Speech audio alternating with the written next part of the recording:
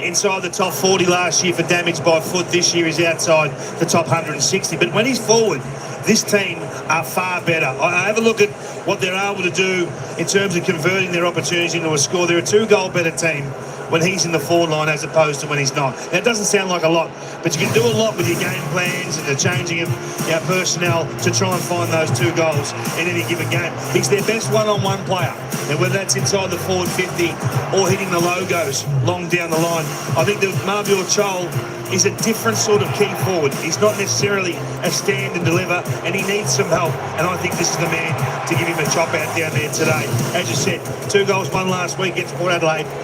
I'll tell you what, I'd start him forward.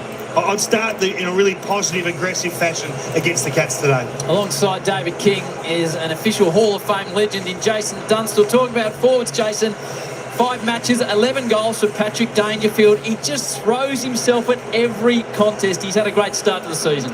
He's taking the mickey out of forwards. Yes. What he's doing, Howie. He's moved from the midfield into a key forward position and doing it beautifully. His attack on the ball is uncompromising. He has no fear about what might happen to his body. He crashes into packs and inevitably comes out with the ball. His ability, and the difference in his game is when he kicks straight, he becomes such a more impactful player. It's been a knock over the years, one of the few knocks you can have with Patrick Dangerfield. But when he's on song kicking for goal, he just becomes a completely different player. And the ability to have him just having the little burst when he needs to in the middle of the ground, but then running that forward line, I think it really sets him up. They look a lot better balanced with him playing in that role. Ben Dixon and Tom Hawkins are on the boundary. Good afternoon to both you fine gentlemen. Come in. Thank you, Howie. Well, he's like the king of mover down here. He's done a lap of it. They're just loving you here at this rivalry game. But I want to focus on Dylan Moore because he's the barometer for Hawthorn in that forward line. If the ball hits the ground, last time they played, he had 26 disposals, kicked 2 goals. As we can see, the toss and the ball hits the ground. Last time they played, he had 26. He likes playing Geelong. But Tom Hawk, you want to focus on your old sparring partner? Yeah, Jeremy Cameron. Now, it's a bit of an easy one, Dicko, but I know him so well intimately. I've been fortunate enough to play a few seasons with him. He's an incredibly talented player, but what I love about Jezza is his ability to get up the ground. He can get up and get involved and connect and mark the footy, and it's really important for the Geelong in the way they want to attack. So I'd love to see him get back on his bike and get some marks inside 50 and be really damaging in front of goal. Well, I wasn't underplaying this, Harry. It's unbelievable here. The energy's huge. It's full house here at the MCG. Looking forward to it down here at the boundary line. Indeed, 3-time World Serving Champion Mick Fanning out at the toss of the coin. Last thoughts, David King, Jason Dunstall. Well, it's all about the response from the Hawks for mine. I said off the top of the pre-game, I kind of know what I'm going to get from the Cats. They're super professional, they're consistent, they give great effort. But the Hawks, well, that was just something we weren't expecting last week. But there were a few signs that their game wasn't anywhere near what it was last year. So whether they can find it, Kingy, against one of the best teams in the comp remains to be seen. Yeah, and the Cats are happy to be involved in a shootout. This could be a really attractive game of football to watch if the Hawks can get their ball movement going. I'd hate to be a defender out there today on either side because the ball movement from both teams is slick and quick and you're under pressure immediately. So they need a fast start, the Hawks, just to get that belief back. I agree with you, Jason. This will be a cracker. Packed MCG to call the opening bounce. Australia's favourite sports caller, Matt Hill, in front of a packed MCG Easter Monday. What a footy bonanza it's been this weekend. Hawks kicking to the punt road end. There's a breeze heading in that direction as well. Packed house is how he mentioned. Geelong after a big win against Adelaide. What will the Hawks show us in the first half? Stanley flies early, wins the first tap. Is able to get his own work to Smith. Smith immediately grabbed by Warple. Quick hands to Atkins and Stewart. Stewart with a rolling ball towards half forward. Impey chucks it out in front of Morrison. Close is there, but Morrison kept his composure. Warple didn't keep his feet. Holmes wrapped him up and holding the football. First couple of things to keep an eye on. Josh Weddle is the one that's gone to Patrick Dangerfield, and Josh Battle has gone to Jeremy Cameron. So proficient last week. Holmes kicks to the top of the square. Close is there. Hawks everywhere though. Weddle, confident start in front of Manor. Immediately squeezed it to the outer side. D'Ambrosio by hand. Just smothered there from Henry. Eamon was a little bit casual. Comes back again. That's a bit of chain of hand pass. Back to D'Ambrosio. Links it in board. McKenzie tries to get away and does. Happy to come across. Nice build up to Morrison. He wants to progress on further. Impey back to Sicily in the long sleeves. Always so casual with ball in hand. He's happy to stand off Dangerfield, tries to hit a target in. He's good, a little bit too much. Work out again. D'Ambrosio just drops it, gives it straight to Manor into the middle of the G. Humphreys over the top. He goes. Myers runs onto it, gives it to Close. Close looking for options. He's got Dangerfield. Quick spotting off a step towards Neil. Couldn't quite take the mark. He was spoiled by Newcomb. Cocked it up immediately to Smith and then gets it to Cameron round the corner. But the kick is shallow and chopped off on the line. A couple of early turnovers from the Hawks, and they're lucky to get away without giving up a major. Warple all the way back.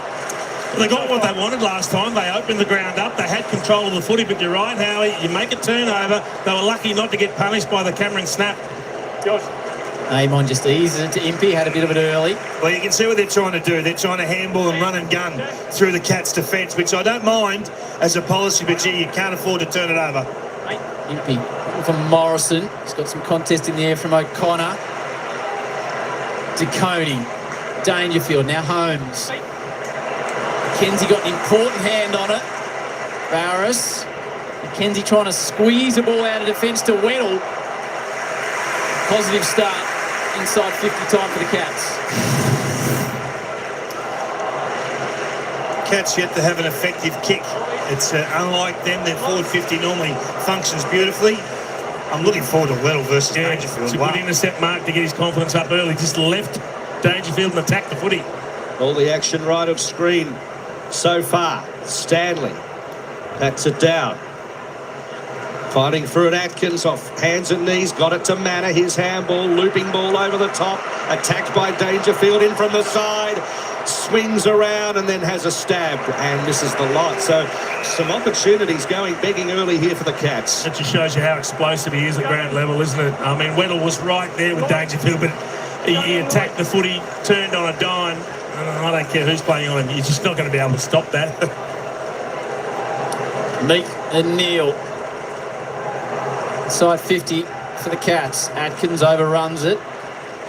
Warple hands and knees. Sicily.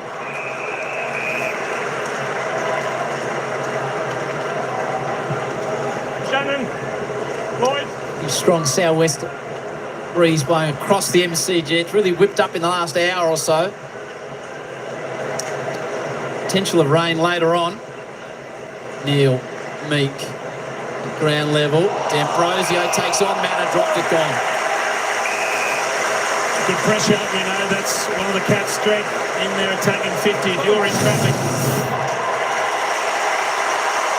Finished off easily, so the Cats get the opener. Slick work by Manor.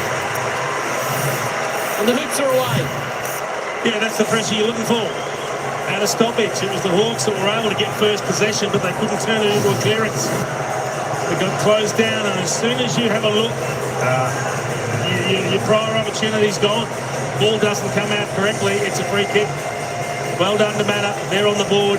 The ball has lived down there. It's 4 inside 50s to nothing. They need to get some value out of it. One of the better forward 50 stoppage teams in the competition, the Cats. Really well organised. And that is the beauty of this team. Get in their forward half, lock it in, build pressure. Hot with holding the ball today. Second season in the hoops, Sean Manor. First goal on a big occasion.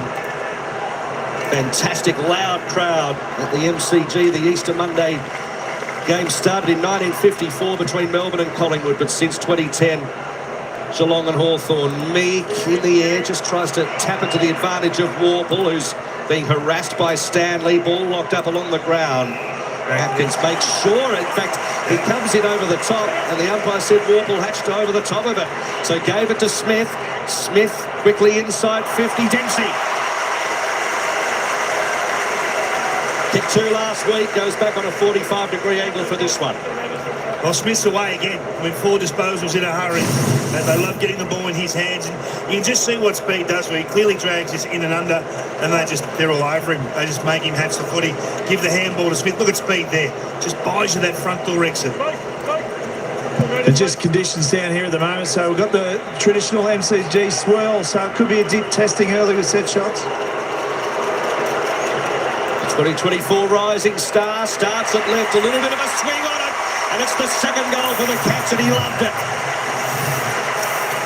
Well, they're dominating the territory battle at the moment. You've got to get some reward. They get the first couple of goals, and they're doing it at the stoppages. 5-zip the clear, in fact 4-zip the clearances, I should say, which means the territory is all in their forward half. Now, that last centre bounce, you had Nash, you had McKenzie, you had Warple. Good players, but it's not. There's no John Newcombe in there. There's no Will Day, who we know is missing. They're not A-grade ball winners, and they're going to get monstered by this Geelong midfield if they can't find a way to be really nasty in the middle of the ground and around the stoppages. And getting to the outside's the problem, JC. Yeah. Winning it, and then the speed of the Cats. Holmes in there, Smith's in there. They've made them pay so far. Dylan Moore into this one for the Hawks. Early concerns for the Hawks, who were destroyed in the first term by Port Adelaide last Sunday night. And more in there, as Jason pointed out. Nevitt comes through. Ruckman does well. Meat. Warple taps in front of himself. Bose comes the other direction. The goal scorer, Dempsey. Warple again. He's got runners out wide. Looks for Ward. First opportunity for him. Delays the hand pass. Now the Hawks go inside 50 for the first time. Chol is there. There's a bit of pushing and shoving. Falls to Hardwick. Snap out of the pack. Oh, that's an opportunity that will be sorely missed. They need to make those just to stay in the contest early. Good opportunity for the Hawks. Try and lock this in. So Geelong have had all the possession here at the moment, but the forwards need to get to work. O'Connor kick down the line towards the wing. Couple of Cats slip over at a crucial stage. Barris surges forward to D'Ambrosio, to Imby, short one of the pocket. Hardwick. Well, we just saw him miss a snap. He needs to go back and kick this one. The Hawks need a settler. They finally got a little bit of ball in the forward half of the ground. They've got to punish the Cats' defence. O'Connor went quick. They weren't ready for the ball, the Cats. He kicked to a 2-on-2. Yeah. Of course, moved forward last year, kicked 5 against Port in round 10. What about this for an effort? It's coming around beautifully.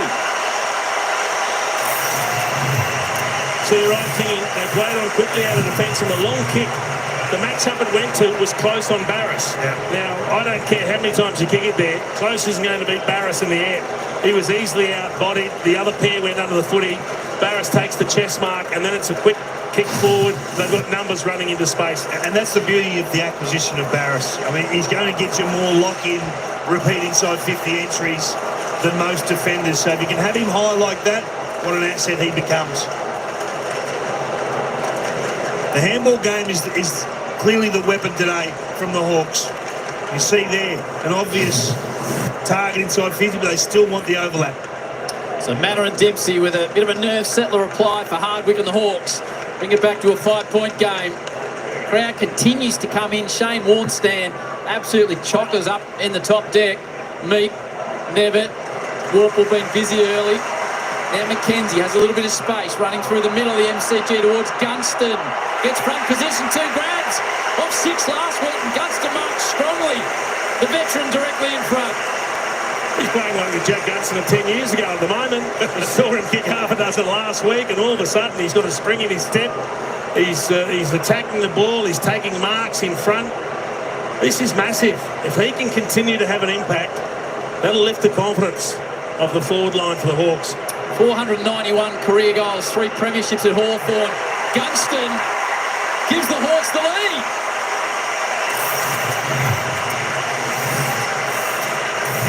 Well, clearances are so important, and centre bounce clearances are probably going to be the best look you're going to get all day. Both teams really proficient in getting numbers back and swarming behind the football. So if you want 6 one-on-ones, win a centre bounce clearance. Get it in there quickly. And you're right, Jason, gee whiz, he looks like he's 22. Amazing. They won the first 4 clearances, the Cats. They had all the territory, kick a couple of goals. Last 2 clearances, the Hawks. Ball's in their forward line, and they're able to kick a couple.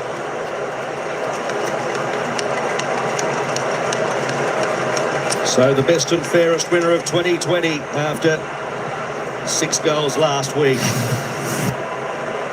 Puts the Hawks a point in front early in this first term. Meek and Neil. Neil uses his body, just pats it to Atkins. He's immediately grabbed, got rid of it. Holmes off a standing start. Barrels it inside 50. Stingle's there. Dangerfield may have got a nudge. Rolling ball. Stingle just can't quite get his boot to it. Dempsey goes in. Barras under pressure. Got a little handball to McKenzie. It's a hard ball to win. Sicily's in there. Eventually, they collapse over the boundary line. It's one of those where they want to get the ball over the boundary line. There's been 3 possessions there, and no one's game just to step over because they don't want to get things to deliver it. And this is the problem for the Hawks. They're almost the poorest team in the competition at defensive 50 stoppages. Only the Kangaroos are worse. So Meek goes himself, catches it, needs to give it to someone, got rid of it eventually. Nash, Barras, Sicily in the clinches, a kick and home, straight to Holmes. See, it's good pressure from the Cats, and it's a horrible clearing kick. It didn't go wide, it didn't go long. That's a mistake, and it comes from the Hawks skipper. Again, they win the ball, but they're immediately under pressure. If you're going to make an error, it's got to go wide and long. The poor choice to kick. He had Weddle bursting. The handball game served them so well the last couple of opportunities. He's chipped away in the goals department. Maxie Holmes with 1 a week this year, and that one's not going to go through the big sticks. So a reprieve for the Hawks there. Pressure good early from the Cats, though. Really, really good. Hawks having trouble exiting the defensive 50. So what do you want to see Sicily do in that situation, Jason, under pressure? Well, as Kingy said, I know there wasn't a lot of time, but if you can link up with someone... Block. Gee. Block, yes, that's going to go big. I'll come back to it, Howard. So a block on Holmes. Couldn't convert the last opportunity. Dangerfield calling like the big bear in the square. Sicily stands beside him. They go in that direction. Dangerfield, Henry comes to Sicily, just falls in his lap, wasn't expecting it. Hawks have got the numbers at ground level. Aim on it's another dump kick out. Works out better than Sicily's attempt. McDonald. Now the athletic one, Weddle. They'll continue to run. Weddle has to go out of bounds. Big Charles have it into by Stewart. He's got one in the back. Good contest at the G early. And they're making plenty of noise. That kick had to be good and it wasn't. Nevitt's cut it off. True centre wing. They want the corridor, the Hawks, but the Cats were aware of it. As Nevitt's kick towards the pocket. Weddle. Oh, that's a good strong grab. Front spot, and then his kick was lazy, it was smothered, and then Holmes grabbed it. He was driven in by Morrison and holding the ball. It is hot early. And the crowd's loving it as well. Meek off to Amon, who spreads it wide, trying to set it up for McKenzie, and also more back to McKenzie. They thought about that, and that was clever. McKenzie inboards. McDonald's, they keep running.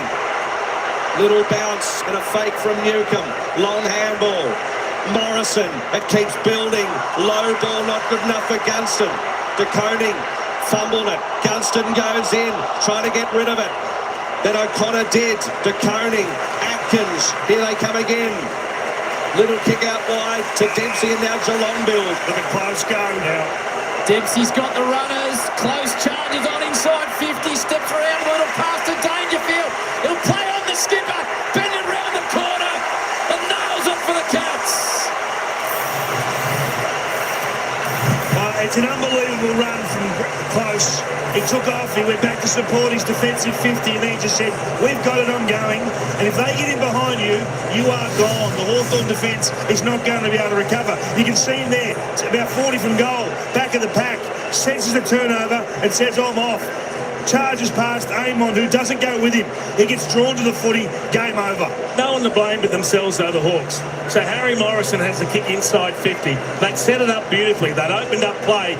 He goes on the left. It's a grass ball, turnover, and then there's space everywhere. So if you don't hit your targets and you turn the ball over in space, you're going to get punished, and that's what the Cats have done. Belting start. Dangerfield eats those for breakfast. At the restart, one down by Chol, only as far as Nevitz, and then he ripped him off it, holding the football. That would be one of the greatest things in Sam Mitchell's eyes, I suspect, to see that sort of competitiveness from big man Marby or Chol. Kick had to be deadly accurate, it was, to Impey. Now McDonald, further afield, little chip to Ward. So who's presenting? Chol screaming forward in the corridor. He's going to go pockets.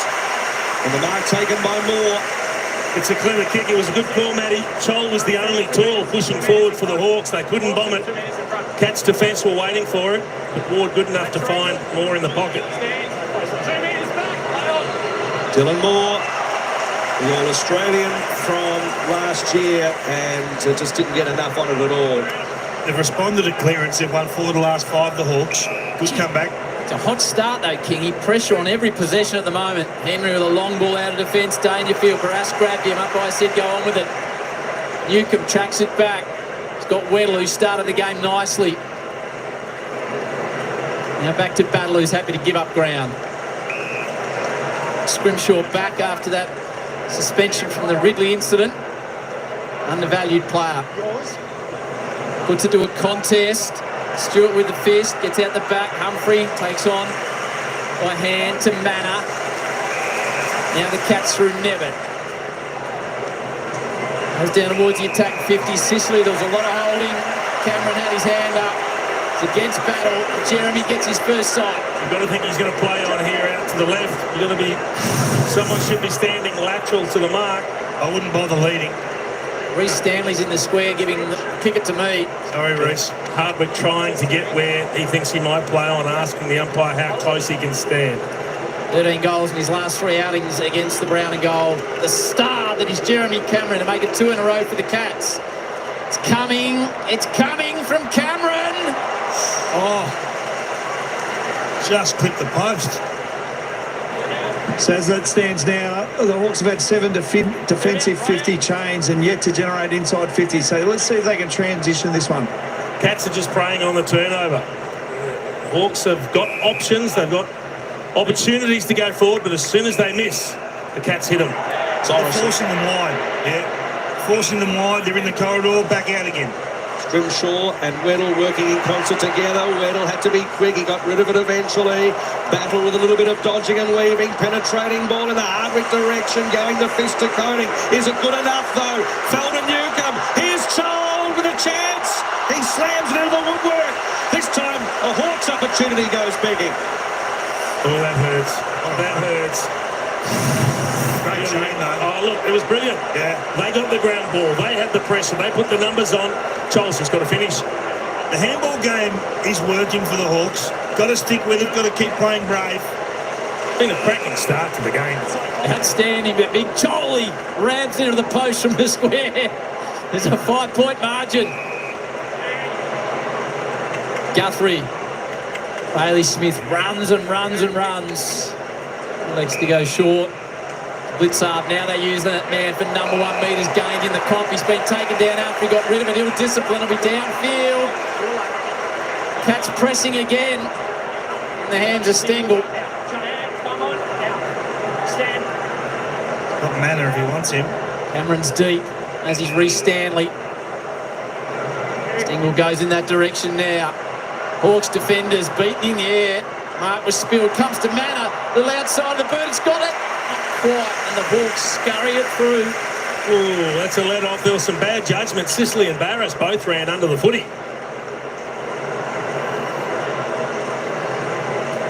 So A bit of composure with the footy would be nice. Morrison, long ball, looking for Hardwick up the ground, and Scholl couldn't quite rake it in, but Hardwick's quick hands. Bruce along the boundary line. Piercing ball towards half forward. Gunston, look away handball. Got it to Moore. Moore swings around. It's a good looking kick towards the top of the square. Waiting at the back. McDonald to Koning, goes the fist and eventually scrambles it over for a behind. Good work. Fast start, Chase. This is a hot game. They're getting some looks, the Hawks, whether they can take those opportunities. 11-7 inside 50 is the way of the Hawks, but Geelong look more assured going forward. Dempsey, the rising star, when he just stayed back, judged it perfectly on the breeze. Shane Warne stand. Chockers. Now it's the Cats with the forward hand pass. Manor kicked the opener. He's got a real problem now. Warple followed the hits, and as a result got the footy. Now the Hawks turn it over, coming the other way. McDonald back with the ankle. Dangerous customer inside 50. He's got Morrison, had plenty of it early. There's the important kick. And that is not one for the highlights packages. There's two bad ones inside 50. Again, we're getting a fast open game. There are opportunities going both ways. Atkins. And after this frenetic start, a little lull across the MCG. New players just in some big ones. That kick has to be accurate. Wasn't the greatest kick, but they're going to get away with it. Blitzards, Cameron blazing through the middle. Manna, quick handball. Neil over the top. They get a chance through Stengel. Dempsey was calling for it, but Weddle was fantastic. Smothered didn't. The Hawks faithful lot. He followed that ball for about 60 metres. He was chasing desperately, trying to make up ground. He couldn't get there to lay the tackle, but then he kept going and gets there for the final smother. That's a brilliant effort from Josh Weddle. Wonderful spectacle early. Manna, Dempsey, Dangerfield, Hardwick and Gunston. And the goal scorers so far. Stengel, Manna. Yeah. Which coach is happiest with this game at the moment? Neither coach. They're never happy coaches. This is a problem here because this is where the Hawks are poor. They can't clamp D50 stoppages.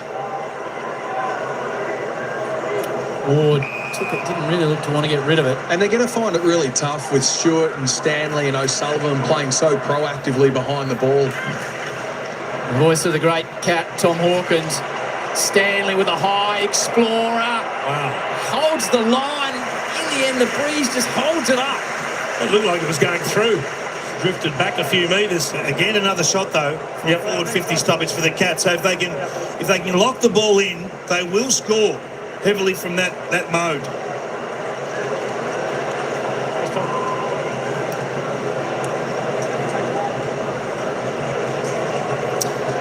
Impey to bring it back into play.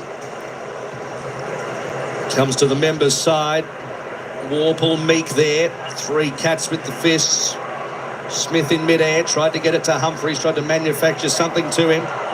Then it was quick kick from Nash, that'll work. Bruce, only two players inside 50. And That's the a big Cat win. won the battle. That is a big win, one-on-one. Bowes over Hardwick, and then Bowes kicks it out to Atkins. Bouncing ball, he waits for it to sit up for him. And then retreats back. You can just see behind play, or forward of the play, the Cats have pulled all their forwards back. There's big voids of space in the middle of the ground. They're just going to work them over. Get Bailey Smith on his bike until he gets the footy. Holmes bereft of options, so he just pops it up with a real high ball here, 2-on-2, and well, the biggest man in that pack took it, Neil. He plays on, penetrating ball towards the top of the square. Stanley set himself. There's a great kick, but he had his name written all over it, Reece Stanley. Gee, I go all the way back to that one-on-one win from Jack Bowes in defence against Hardwick. That was a genuine 50-50. He's going to have to come back and do it again. Boys, 10 metres. 11th season as a Cat, Reece Stanley. Slight angle. No distance to speak of, and slams it through. Good buffer early now for the Cats, 2 goals. So you can see what Chris Scott's trying to do with the game plan here, Jason. As soon as the Cats win the ball in their back half, their forwards retreat immediately back to goal, trying to create the largest midfield void you can create. And Bailey Smith just goes to work. Now, he doesn't get this one, but you can see how busy he is on the wing line there, top of screen, cuts across, trying to get into those little gaps, and then they can go forward with some sort of pure ball use. Didn't work on that occasion, but you can understand the coaching and the methodology there. Lee Montagna put that on the radar at the start of the day. The running power of Holmes and Bailey Smith coming to the fore. Is there anything Hawthorn can do to prevent that gap? You just got to make sure your grid is in really good order and that you're diligent to the task. If you're not off for a moment, you get done. Big contested mark from Shannon Neal didn't hurt either. 3 contested marks, result in the goal. McKenzie didn't quite get it, might get a second opportunity. Now forward, half past to Warp, a little slider. And that's better from the Hawks, and it lands in the hands of McDonald, back on the side from the ankle. It keeps coming back to clearances, Kingy, doesn't it? When you get the territory, you get opportunities to score. How well can you use the footy? See a bit of the senior coach in McKenzie play a similar game to what Sam Mitchell perfected.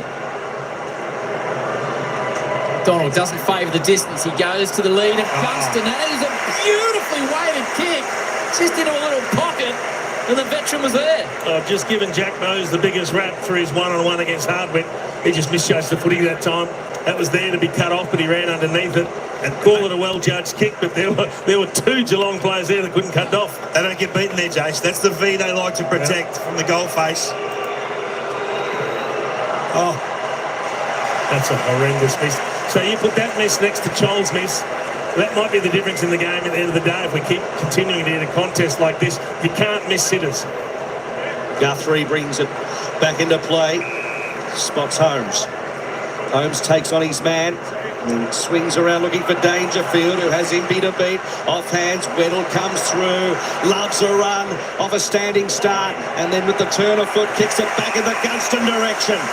Geez, Browning some problems. Jack Gunston, I haven't seen him move like this for a long time. Oh, the body work was beautiful. Yeah, he's got to go back and kick it. It is a swirly wind. Josh Weddle finds incredible acceleration once he hits the ball. He is such a good athlete. And this is a critical kick. That's twice that play on quick kick from the defensive 50 for the Cats has failed. Long down the line fast. So he's kicked 1-1. And again, shanks it to the left, and in fact misses the lot that time. Oh, you don't see that from the 19 of the Hawks very often. Oh, well, maybe one of them. One of them kicked one after siren. So a couple of big let-offs. Gunston, of all people, made a living of nailing goals within 40. Well, that's the difference in the game at the moment. Bailey Smith, what an acquisition he's been for the Cats. Looking for Dangerfield, got a shove from Impey. He's like a centre-half forward, Jason, isn't he? The size of this guy, he does draw free kicks because of the fear factor. Now he's running around Impey, showing the full bag of tricks. There's the skipper. Scrimshaw caught behind, Sisley happy to stay down. I think applies a big tackle on Stanley. Scrimshaw needs to get rid of that football, places it on the ground. Might have been a little bit lucky because he had the ball in his hands, could have shot the ball out.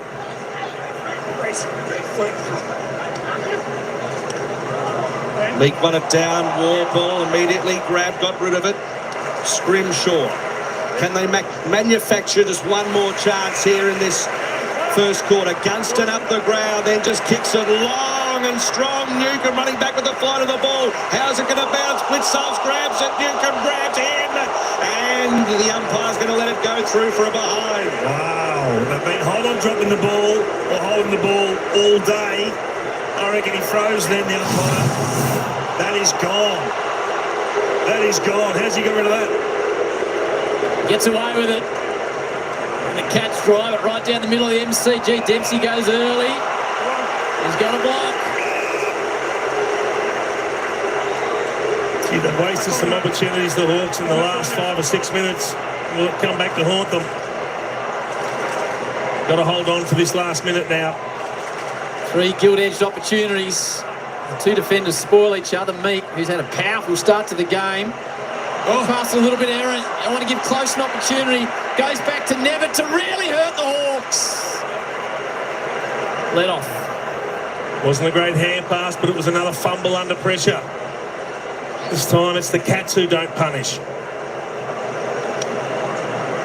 This high-speed game probably suits the Hawks, to be fair. Cats are better defensively equipped. Sicily got very close to the man on the mark. How is that downfield when you're trying to smother the ball?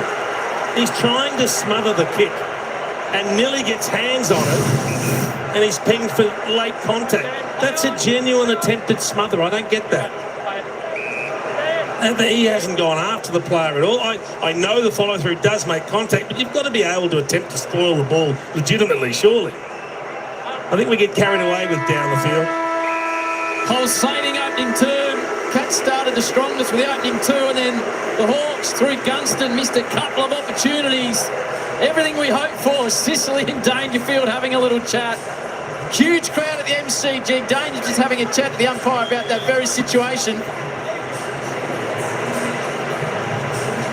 But it's quarter time here, and the Cats have got an early lead. Still Dangerfield goes. Geelong 4-5-29, the Hawks 2-6-18. The Cats up by 11. directly after the game today, we go to AFL 360. Jared Waitley, Gary Lyon, as we leave the MCG. And directly after that, the great one, Lee Matthews, joins the couch. But you'll hear both coaches on 360, then Jack, Bucks, Brownie and Lee on the couch. Cats lead by 11 at quarter time. And good afternoon, everybody. It's a crackerjack game of football here today. Of course, the Geelong Cats taking on Hawthorn Easter Monday. Football from the MCG 4-5-29. The Cats, the Hawks 2-6-18. I tell you what, the Hawks, I reckon they missed 4 sitters. They should have been in front in this match, but they're not. They're not. It's the Cats. The Cats by 11. I tell you what, the games between these two teams are always exciting. I tell you what, the pressure of this game, I thought the Cats were on top in this game, but the Hawks in the latter part of that quarter certainly had it on their terms. So pretty even game, but I think, exactly what the commentator says. If the Hawks don't kick straight, that's going to be what hurts them. 2 goals, 6. They missed 4 sitters. Chol missed one from must have been 12 metres out, pretty much directly in front, hit the woodwork, and then some more. Mind you, the Cats have missed a couple of easy ones too, but wow, we are in for an absolute cracker. Addy G, welcome in. Squire, Noel, of course, Triple B, big bad boy. What's going on, Mark? There we go. They've been terrible. It's only, I don't know whether the Hawks have been terrible. They're sort of getting, I tell you what, they are getting some space, aren't they, though, up in their forward 50. It's just that the Geelong defender is just out gunning the forward. Gunston looks pretty good in that opening quarter for the Hawks so far. I tell you what, he's kept him in the game with his pretty much straight kicking. I think he's got, I need to check the goals. We're just going to have a look at the ladder prior to this game, Geelong and Hawthorn. Hawthorn sitting 6th on the ladder, Geelong sitting 7th. Hawthorn played 5, won 4, lost 1, 16 points. Geelong played 5, won 3, lost 2. There we go. So this is interesting. If Geelong win by any type of margin, they will jump up in the 4th spot. There we go. Just have a look at the quick ins and outs because I didn't get to that. For the Cats, coming in, a big in is Tom Stewart and Mullen out. Ted Closey is the sub for Geelong. And, of course, for Hawthorn, McDonald, Scrimshaw coming in. And the mouth of the South, Jack Ginnivan goes out. And Fing McGuinness goes out as well. Jive is the sub. Let's have a look at some of these play stats in the goal. I'm pretty sure... Oh, yeah, Jack Gunston's just got the one for the Hawks with Hardwick. There your goal scorers there. For the Catters, Reece Stanley, Sean Manning, Dempsey and Paddy Dangerfield has the one. There we go. Disposal count quickly before they get back because this game is exciting. Bailey Smith and Harry Morrison lead the way on 8 disposals. James Warple on 7. Let's just scroll down and I'm going to take you back to the commentators. Because they're pretty excited like we are. Jack Gunston, 6 possessions, 4 kicks, 1 goal, 1. He's looking pretty good. Also, Paddy Dangerfield's not looking too bad down there. But look, both teams are having their chances. This could be a high-scoring game, but I tell you what, I think this will be like the rest of the games that we see, and it could just come down to one kick the difference at the end of the day. It's been around. It certainly has been a round of upsets, that's for sure. But I don't know whether you could call either of these sides upsetting one or the other. I think the Cats are about 192, Hawks 190. So both under even money going in. That's how tight it was. All right, boys. Addy G, good game so far. It's a ripper game so far, and I think it's going to go like this the entire way. All right, let's get back down to the commentators, and they're going to take us into the bounce of the ball for the second quarter. And you can see the forwards just lengthening as well to open that space up for transition. They do, and we can't forget the wingers too. We think about Dempsey and Blitzars and Nevitt, who's playing out there. High-octane runners that can run all day, that spread the ground as well laterally to give the forwards the space to be able to get forward. So lots of players playing their part. Would love to just see a little bit more composure from the Hawks, but they've settled into a pretty high-paced game. Well, it certainly lived up to expectation, Howie. My word, explosive start. Smith with 8, Holmes 7, Morrison 8, Battle 7. Jack Gunston winding back the clock, but not with his kicking. Well, we saw him last week kick 6. He was the best in a losing team. He's had 6 possessions in the first quarter, 4 marks. Should have 3 goals to his name. He's got 1 goal, 1, and 1 out on the full. But mind you, I'd hate to be playing down back at the moment, Kingy. If you're the Cats, you've gone inside 50 14 times for 9 scores, and the Hawks have gone inside 50 12 times for 8 scores. Good luck defending that the way the game's so open. It's always been a shocking job down back. It never paid enough, Chase. But I'm marvelling at how Chris Scott is challenging the Hawks to defend Bailey Smith in particular through the midsection of the ground, opening up space, pulling their forwards back and saying, okay, if you can run with Holmes and run with Smith, good luck. They've had 15 disposals between them in the first quarter, 11 of those between the arcs. And really, the Cats have only got it wrong when they've played on an errant kick from the defensive 50. Outside of those 2 errors, I think they've had relative control of the better passages of play. The Hawks' ball movements are worry. Conversions killed them. So it's the Cats by 11 at quarter time. They've won 11 and been beaten in 3 of these clashes on Easter Monday. They've won their last 3 between the 2 teams. And after the Hawks had their chances in the first quarter, the Cats go in with an 11-point buffer. There's a frenetic start. Big crowd, big occasion. Easter Monday footy on Fox. Meakin, Stanley waits, wins the tap, got it down to Holmes, helped out by Smith, by hands to Atkins. Then Holmes trying to break free and he couldn't. That's holding the football. Good work from Mackenzie. Plays on quickly. And then in the end it was chopped off by Holmes, can you believe it? To Matter, to Cameron. A little 9-iron to Stengel. It's a couple of times, Jason, that he's been able to get a hand in Holmes on the mark and interrupt that handball You can play. see the Hawks want to play on quickly. They want to move it. They want to try and catch the Cats going the other way. But it was a great effort by Holmes to get the hand in. Mackenzie, a brilliant run-down tackle, but you've got to take care of the footy. This man signed until the end of 2029. He scored a goal in 21 of the 25 games he played last year. 46 goals for the season.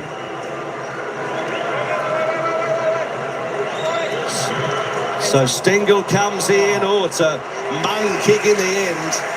Taken by Barras and then given to Eamon. It's like there's a hex on the goals down at the punt road end. Turned it over though. Stengel might be about to break it. Manor nails it and hurts the Hawks. Great turnover. Manor's got 2. And the Hawks skip away to a game high.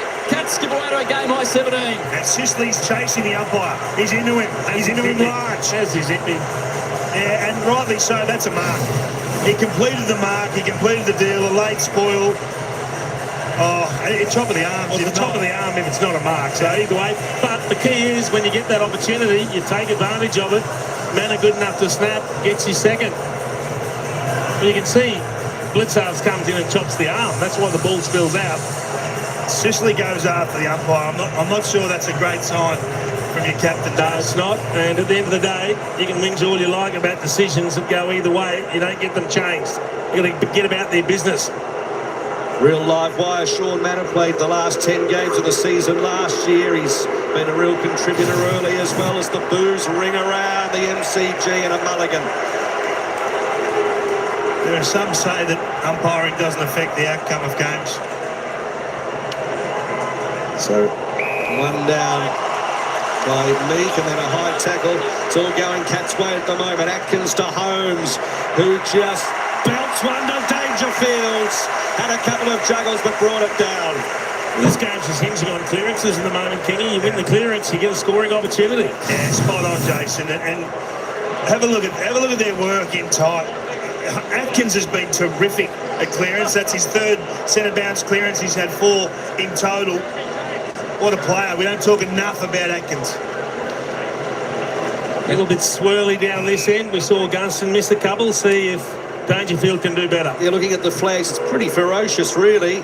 Dangerfield from directly in front. 4 last week. So good against Adelaide. That never looked like missing from the start. He's kicked 2. Ben Dixon, looks like a really hot start out there. The tackle pressure's enormous. Yeah, look, it is, Kingy, you're right. It's a fierce game. They're obviously both teams are trying to play this high-pace, high-octane game, but there's some turnovers coming as a result of that. Look, that was a beautiful finish. Just to touch on Paddy Dangerfield, I mentioned the Modra comparison. If that's not Modra, I don't know what is. He's taken himself straight back to full forward, and that's where it'll be. I'm not sure if the scoreline reflects the true difference in this game at the moment, but it's a breaking point. They need to get a goal, the Hawks. They can't allow the margin to blow out anymore. Mana's got 2, as has Dangerfield, and the Cats have kicked the last 4 of the affair out to a game-high 23-point margin. Centre clearance all important.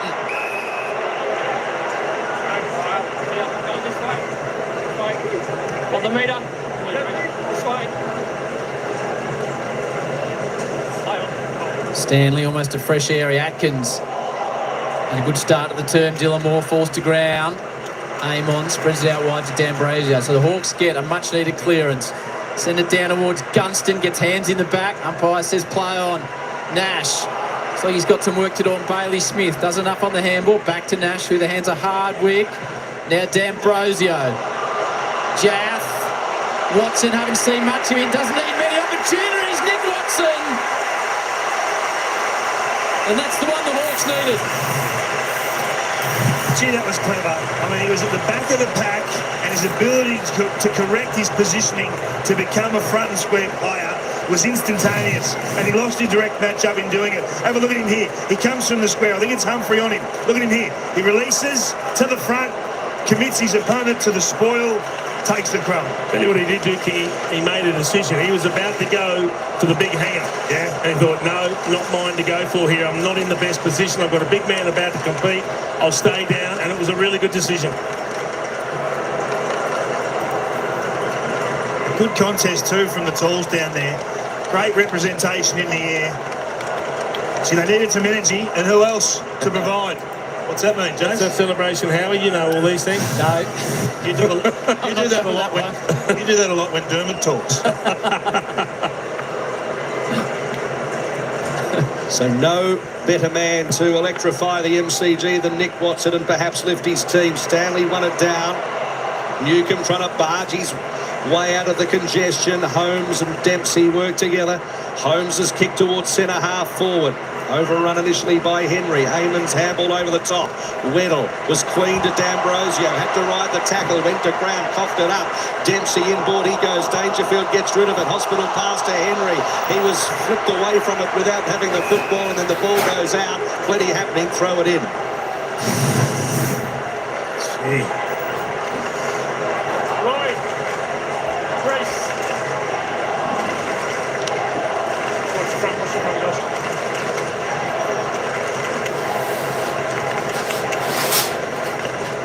So Meek and Stanley worked his way to the front, tried to slap it to Manor. Newcombe came through.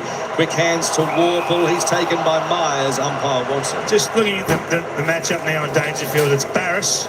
It was Weddle early, and the Weddle matchup worked. I just wonder why they've gone away from that. Probably because he's gone right down to the goal square. Yeah, I think you just back your man in. He's on top, Weddle, getting the job done. Dangerfield now is rolling up unopposed as he pleases from the goal square. You see Weddle now, he's at the back of the stoppage, so they want to use his running capacity. So Smith just barrels it out of the congestion and grabbed by Sicily. It's on in the middle if he wants to bite it off. It is, and he will. Sicily's low ball. It's a grubber in the end. Grabbed by Blitzarves to Smith. Quick hands. Myers. Close was calling for it, but he found Cameron. Gee. I talked about his ball use and his kicking, James Sicily. He was one of the best kicks in the competition last year. He's had a stinker in 2025 by foot, and that was on all day. Just tugged it. Third in the best and fairest last year. Second in the Coleman. Jeremy Cameron. Easy one for him. Easy pickings. His first for the day. 12th for the year. Well, I think we all saw that there were options in the middle I think he looked at it too long. In the end, it was probably gone by the time he went to kick it. And then he had to put so much penetration on it. It was a really poor ball drop. And you've sent your back six up the fail when you turn it over like that. They're all out of position trying to make space for an outlet kick. You turn it over, you can't blame anybody else. He had it instantly, didn't he? And I guess when you're out of form, Jason, you second guess it. They're the delays that come into your game, and it just breaks everything else down. You need your captain full of juice, full of form, not to be at the moment.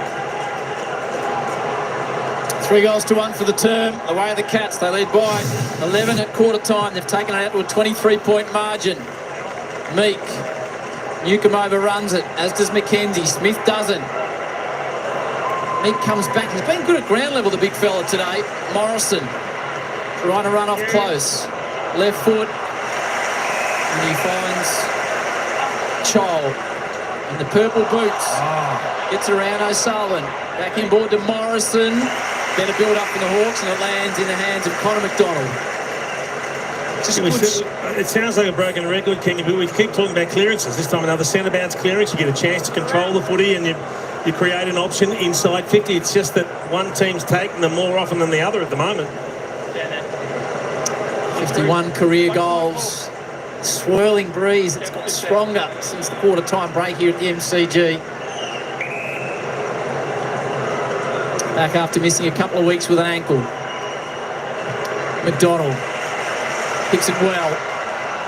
Just fades a touch late. So one thing we don't talk about often enough with clearances, if you start with the ball, converting it, getting it to the outside, first possession to clearance, inside to out. The Cats have had first possession 7 times at centre bounce and only got out 5. Those two are a big swing going the other way.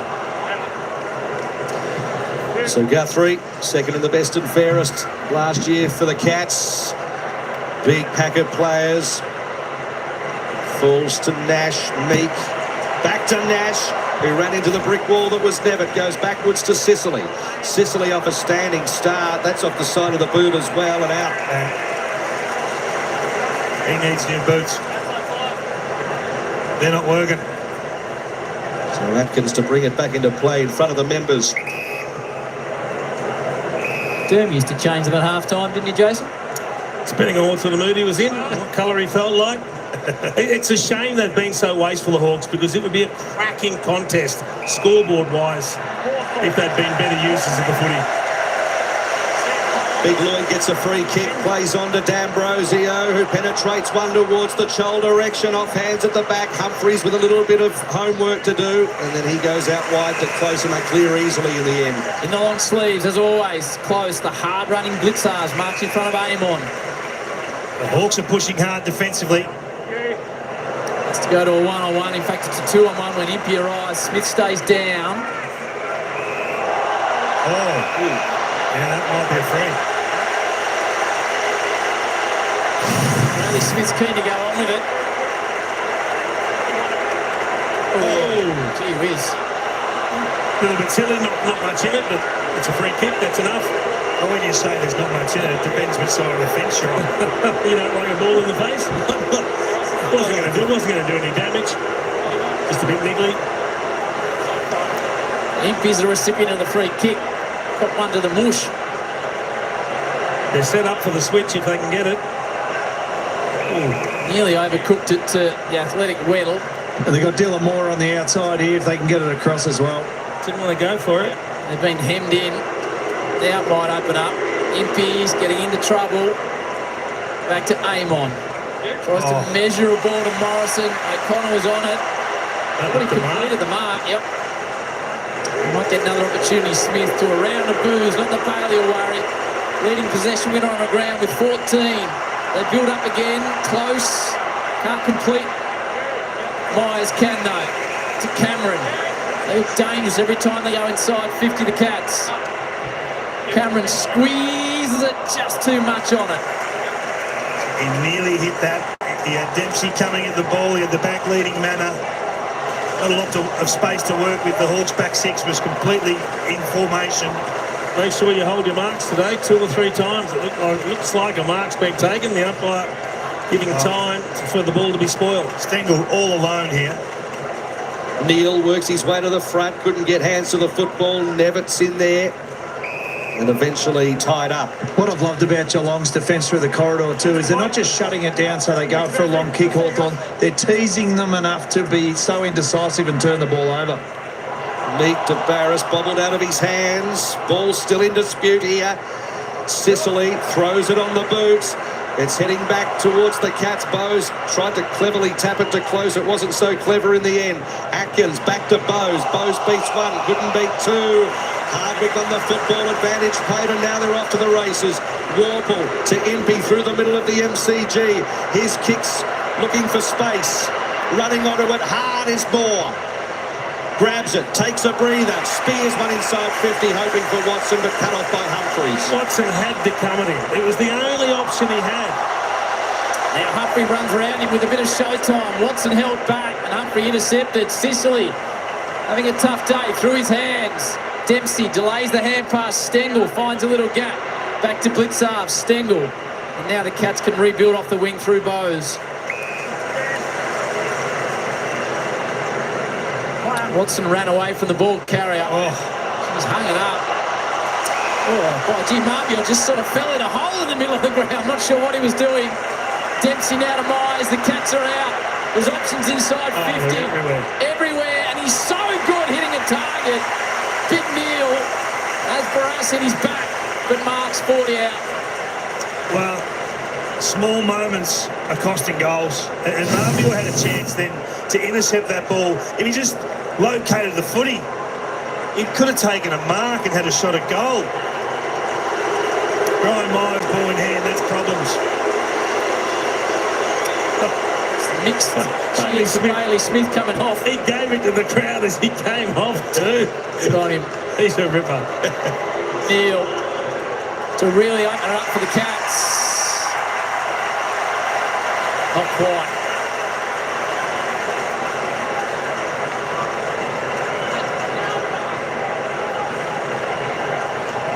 All on one side of the ground. The Hawks setting up here. Amon heads in that direction. Tracks the crowd. Shoal, O'Sullivan couldn't quite rake it in, had to keep it in play. Eventually, I think happily for him, he rolled it out.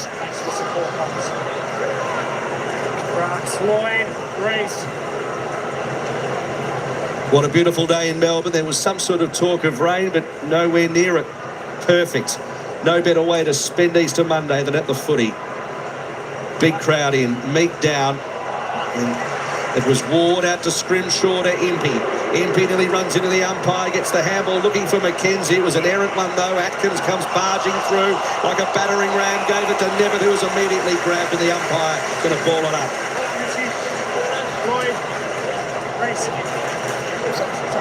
Hot footy, Easter Monday. Cats well and truly control at the moment. Scrimshaw, Manor, trying to get it through to Cameron. Atkins hard for him to get it out of there. Geez, they've been good. Even if they lose that first possession, the Hawks, they are on to Geelong immediately at clearance. Watson's one outside, side 50. Just him and Humphreys, the only two inside 50 for the Hawks. McKenzie wobbles a high ball.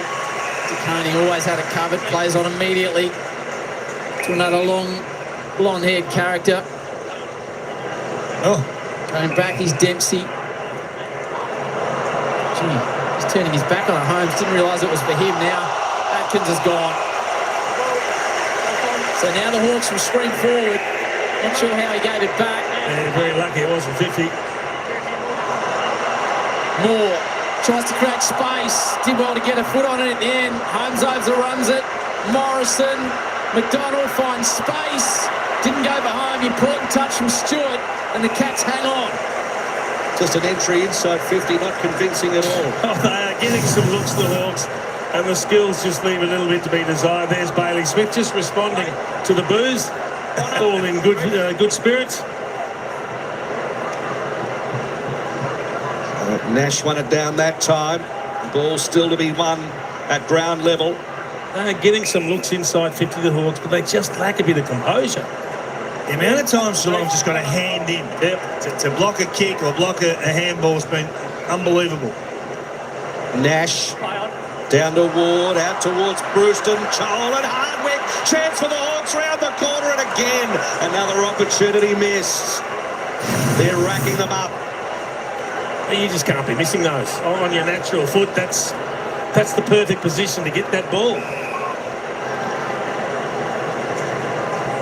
So another missed opportunity for the Hawks. They're 3-8.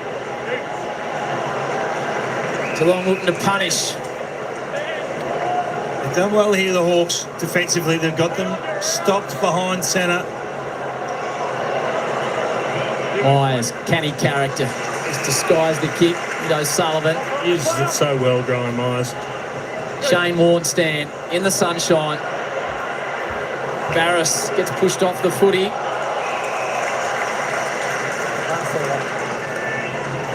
Weddle has gone back to Dangerfield, who's taking him to full forward. So a big 8 minutes here. He'll carry the momentum into half-time. Atkins has the football, but preceded by a holding free kick. Ward. It's that awkward time of the day with the setting sun. Lights on.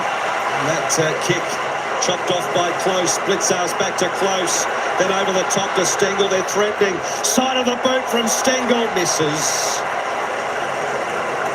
Oh, they look dangerous, don't they, the Cats? Well, ball uses everything. The Hawks kicking the ball at 36%, hitting 1 in every 3 targets for the corner. Sounds about right. That's what we're seeing with our eyes, aren't we? They just continue to give the Cats a really good look at it. Impey to Barris. Back to Impey, who's getting roundly booed by the Cats fans. Newcomb. Scrimshaw, nice little step. That's where the Hawks have looked their most dangerous, trying to cut them with a handball. That one misses aim on from Morrison. He's got time to go back and give it back to the number 1. Better build up. Chol. Arm chop. So the unpredictable Marbior Chol, what's he got?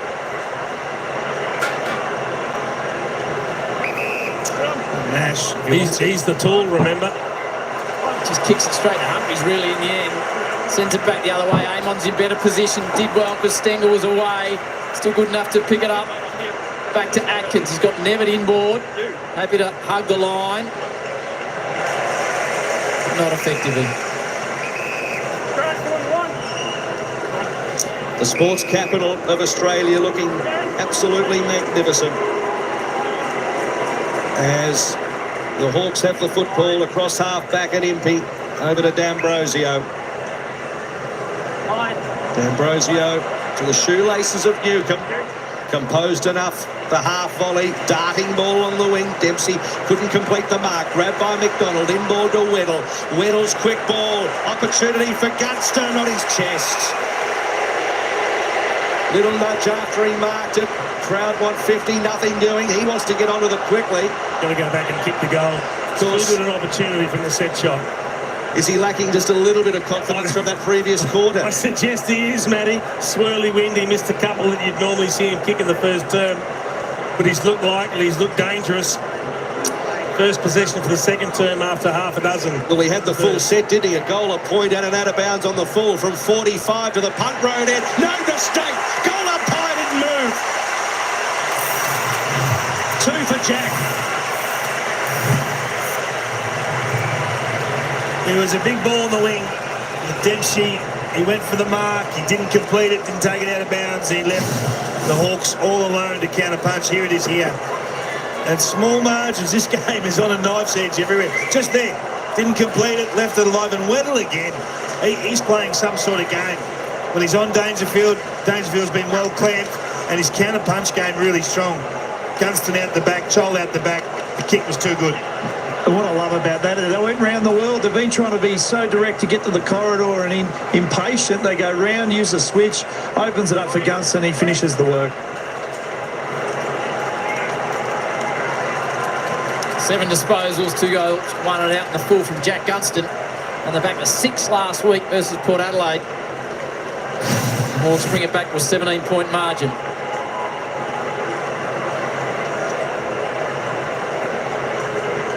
Stanley gave it straight to Moore. Nash gave it straight to Henry. He gave it to Morrison. Big pole driving tackle in the middle.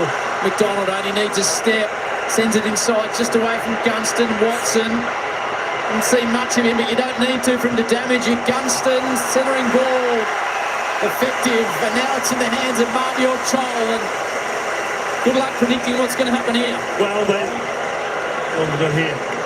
There's going to be a blood rule. Ward's coming off with blood. Oh, yeah, that tackle in the middle of the ground was an absolute belter. Holmes was away, and he was stopped in his tracks. Have a look at, we'll have a shot of Dylan Moore in a moment, the claret from the left eye, and it's, as a result, gone down parts of his leg as well. Left eye on the right chin. Don't know how you get that combination, Matty, but it's a monster kick. I mean, they get a chance to kick back-to-back goals after all those misses. They can get themselves right back in the contest now. Goal kicking has been difficult for the Hawks. 4-8. Chol streamed into an open goal at the other end and slammed into the post. Bailey Smith getting patched up. Big moment this for the Hawks. He's only about 20 out. He's gone back with a long run-up, has Marbior Chol. On approach now. Hawks fans on the edge of their seats. Chol from 20, pokes it home. Hawks move back to the last two. Big moment, massive moment in the middle of the ground. I mean, we're talking about completing the clearance. You get your hands on the ball on the inside. Can you get it to your teammates on the outside? And this tackle is a rib rattler, an absolute beauty. He's away here, Holmes. Ball flicks to him. Bang! Gone. Morrison levels him, and they're away. See, the clearance numbers are telling now. The Hawks starting to get on top, so it's evening up on the scoreboard. 15-9. The clearances in favour of the Hawks. All of a sudden, it gives you more territory, more scoring opportunities, less pressure on your back six. Centre-bounce game for the Hawks is huge. 2 goals, 4 from centre-bounces. A massive return against a high-quality side like the Cats. Chol, who kicked 37-21 last year, so he can be a little bit inconsistent, but that was picture perfect for Hawks fans. Back in the middle, Stanley wins it down. Newcomb is there hovering with Ward. Good pick up by Newcomb. Out wide he finds Sicily. Sicily with a little bit of work to do. Spears one low. Bouncing football to be won here at half forward. And it was won by Ward in the end. That'll do. Out towards McDonald. Paddles it to himself. Swings around. Snaps for goal! And misses to the right. It got a vicious leg break. Wow. Gee, I can't believe some of the misses in this first half, Kingy. You don't get that many good looks. Hardwick had it around the body, would have kicked you back McDonald from there. You just wonder if this is going to tell later in the game. What a game. So a good 3 or 4 minute patch for the Hawks after the Cats dominated the start of the term. Everything you'd hope for on Easter Monday. Big crowd, traditional rivals and a close game. Stars on both sides. Bailey Smith's been dominant. He did well to hang on to that scrimshaw. They had numbers, the Cats, if that goes to ground. Smith back on. Looking for his 15th disposal. He's patched up. Newcomb. Just hit the line, I think. Well, Smith's back on. He's been patched up. Dylan Moore down here. He's getting his head taped up again. Of his 80 games, I reckon 79 he's had his head taped. Captain on captain. The fullback Sicily versus Dangerfield. Full forward. Hawks with the last 2. After the Cats, he kicked 4 unanswered. Mink again, good at ground level. Hardwick, good effort to mark, and then he couldn't quite claim it. Tackle immediately applied. Hardwick trying to burrow his way through, comes out to Chol. Ward's waiting off the back of the pack. Ohms goes to hand pass to himself. Bailey Smith takes it out.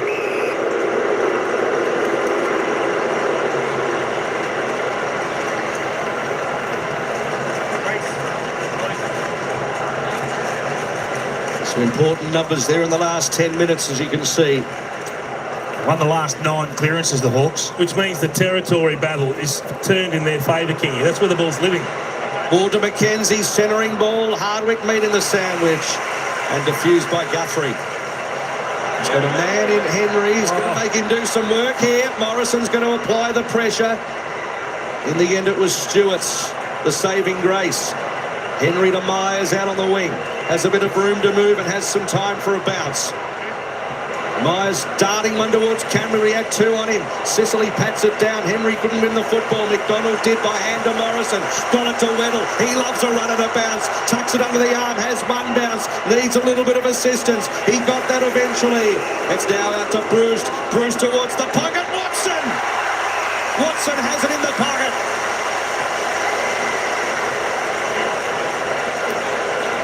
Well, the Magic Man's got it.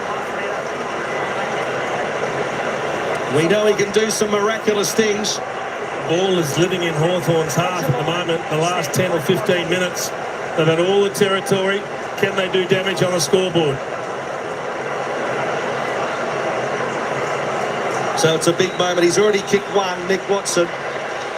Important time late in the first half. Nick Watson, and he misses to the left. Got some homework to do at half-time, Chris Scott. Kingy, 18-9 the clearances now. Yeah, I think that's not sustainable. I think Dangerfield has to come from full forward into the middle just to arrest this slide. Put your best player, your most significant member of this team in the midfield and throw his body around for a bit. Stewart pokes it to O'Sullivan. Oh. Smith is getting a few boos from the Hawks fans after throwing the ball into the head of Jarman Impey earlier on. Not that he's too concerned. Scrimshaw just eased under it very easily in the end by Neil. Looks to the corridor. Cats looking for an answer. They got men out everywhere. Dempsey might have lost it in the sun, then had a fresh air. He's still going. Whoa, it takes a long time to get rid of it.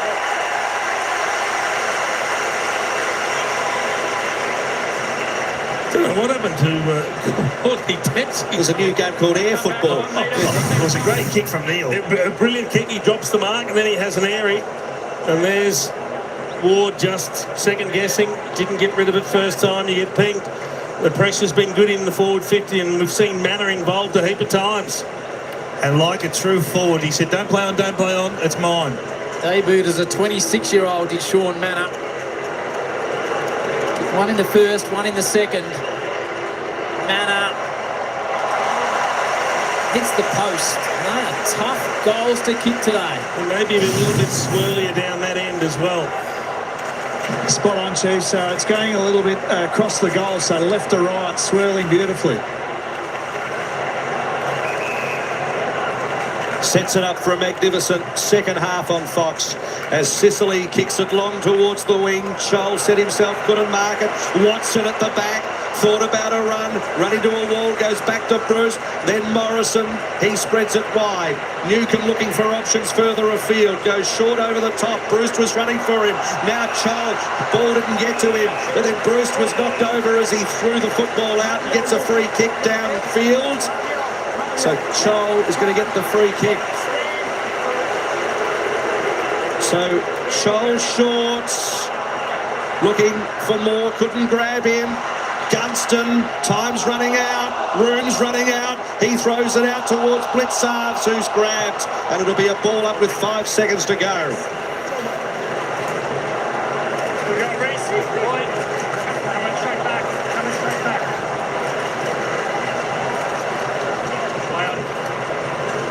Warple meet with something hopeful. It was touched anyway. Big term of footy though. The Cats led by 11 at quarter time. They got out to 23 points.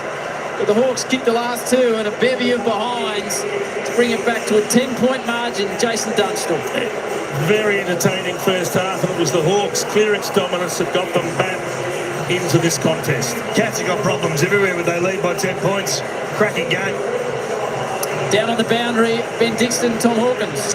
Yeah, Harry, I just mentioned in that quarter, Hawk, they were trying to go through, trying to penetrate, turn over, and then they started to get the clearance game going. But their transition when they went around the world gets Gunston a shot on goal. That was the recipe, wasn't it? Yeah, it was. Hawthorn have started to mark the footy a bit more. So the uncontested marks halfway through that quarter were heavily on Geelong's side. Hawthorn started to mark the footy, control the ball a bit more, and lower their eyes inside 50, Dicko, which made a huge difference. Took a couple of marks and converted in what is, we've mentioned, is really tough goal-kicking conditions. Have to mention the atmosphere too, Howie. Hawk and I on the boundary line. Best seat in the house. It is electric down here, isn't it, Hawk? It's unbelievable. When Wizard Watson kicked that goal and came from the ground, it's something special that we've come to know about these games. Sets up for a big second half. Brilliant stuff down there. Up next, Jason Dunstall, David King, Lee Montagna, Sarah Jones and John Ralph to update you on the news. It is everything we're hoping for on Easter Monday. The Cats lead the Hawks at the major break by 10 points.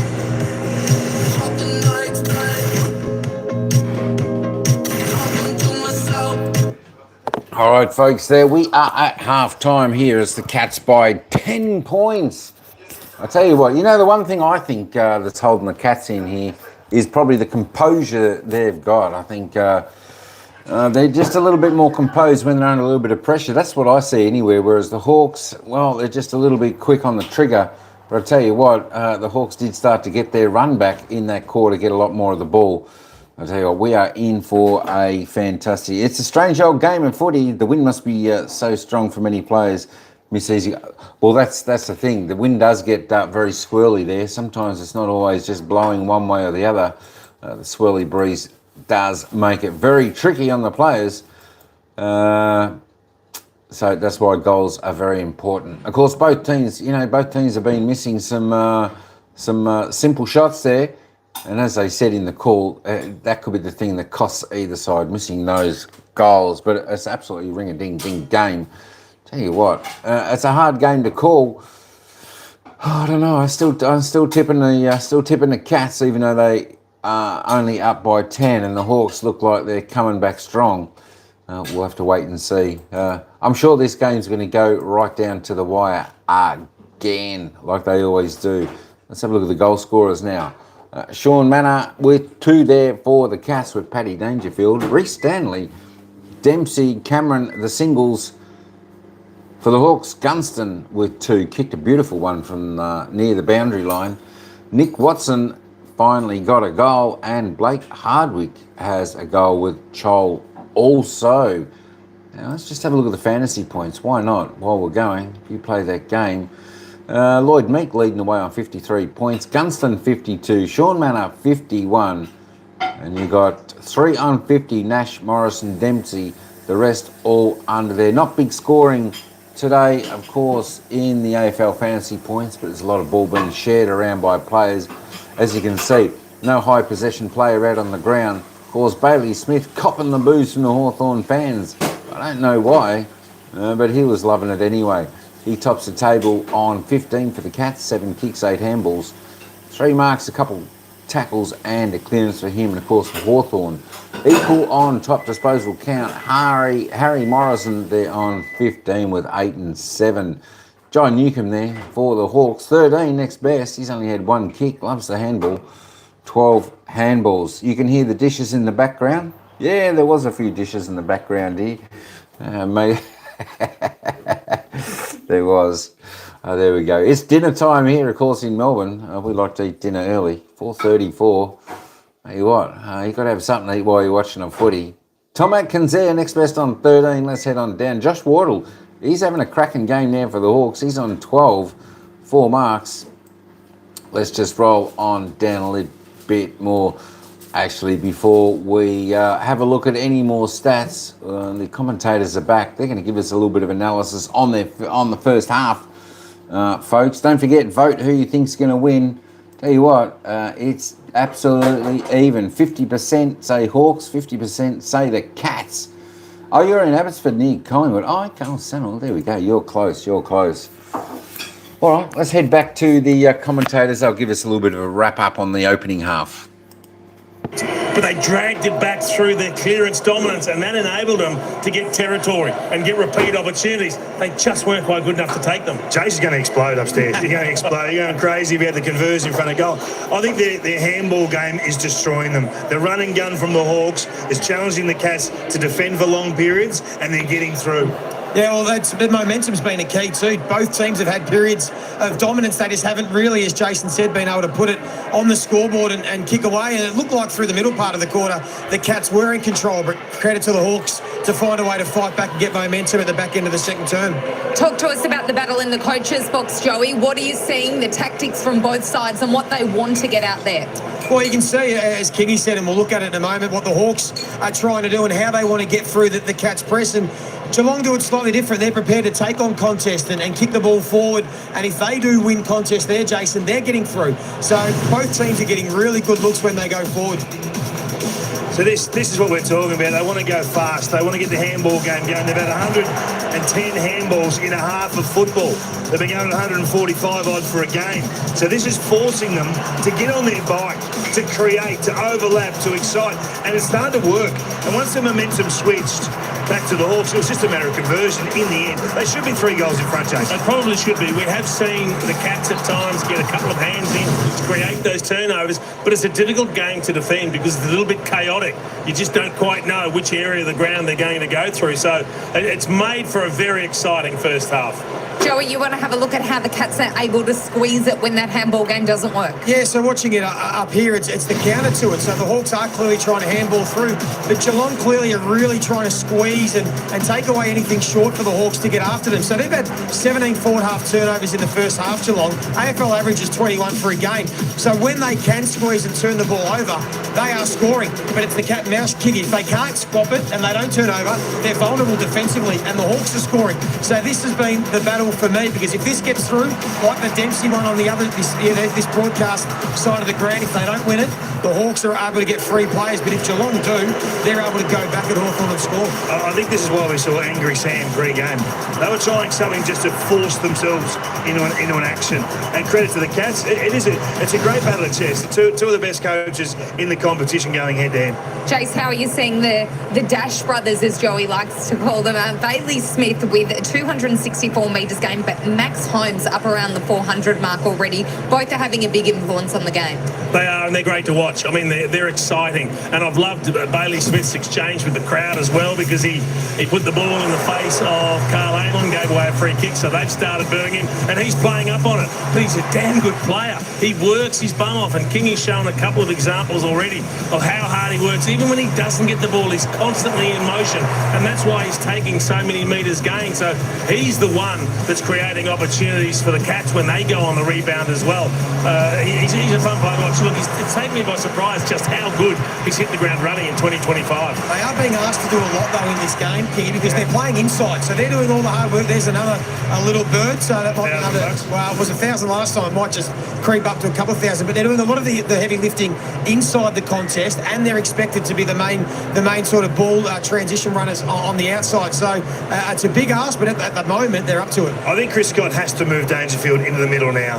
The game's sliding in the clearance sense. They won the last 10 clearances in a row, the Hawks. They need their big frame in there. They need their leader in there, Jace, to wrestle back momentum. Yeah, and he's looked dangerous at times up forward, but I think you're right. If the dominance around stoppages continues in the Hawks' favour, they'll get a hold of the Cats on the scoreboard. So he's got to change that middle mix. Let's have a look at some of the work of Max Holmes today. 12 disposals, and as you said, working so well with Bailey Smith, but they are relying very heavily on these two. Yeah, they are. They're a big part of their transition ball movement. We've spoken about that. Max Holmes has the 6 inside 50s, as he so often does. But as I said before, they are the ones that are playing a lot of inside the centre square with Tom Atkins. And towards the back end of that quarter, you guys have touched on it, the Hawks dominated around that facet of the game. So we know what they can provide on the outside. Can they continue to match the Hawks' big boys on the inside, or do they mix it up a little bit? Well, I think they're getting beaten on the spread. The two, just initially from centre-bounce clearance. So Smith and Holmes, they're getting done. I think you have to have the bigger frame in there, maybe have them off a half-back flank, off a wing, rolling up as a half-forward. I don't care. You can't have two of them in there and Atkins. Atkins is the only one at the moment really fighting the fight in there. Jace, what about the Hawks skipper, James Sicily, in his game? We've seen some pretty awful kicking, to be honest. A few times where he's just completely shanked it. His efficiency by foot not so great. He's had an interesting start to the season. I think he's feeling, or I reckon he's put a bit of pressure on himself. He probably feels like he has to do too much, particularly after that performance last week, and he's bitten off a couple of things that just weren't worth sinking the teeth into. I mean, that was extraordinary. He's been punished a couple of times by turning it over. Those two kicks came in quick succession. Now, that one doesn't hurt you that badly because it's out on the full deep forward, but the one in the middle of the ground cost him a goal, and he knows he's got to be a little bit better, and maybe it's just a matter of go back and do the simple things and let that other stuff come in time, but don't try and force it. Both their superstar halfbacks having Tom Stewart's hardly been sighted as well in this first half. Can go in. Yeah, potentially. Yeah, so it's interesting that Sicily and Stewart, but they are such good players. You expect them to try and find a way to get more involved in the second half. Let's head down to ground level and get Ben Dixon and Tom Hawkins' thoughts on James Sicily. Dicko, how are you seeing it unfold? Well, he's captain crazy for mine. He's always had the short fuse, and now he's got that leadership role, Hawk. We saw Xiaomi Mi, he should have been paid a mark, chop of the arms, whatever you want to call it, and the captain flies straight up to the umpire and gives a little bit of a serve and a what for. Give us your thoughts on that. Yeah, look, I think rightly so. I saw it live on the ground, Dicko. I thought it was a mark. I thought he held it long enough.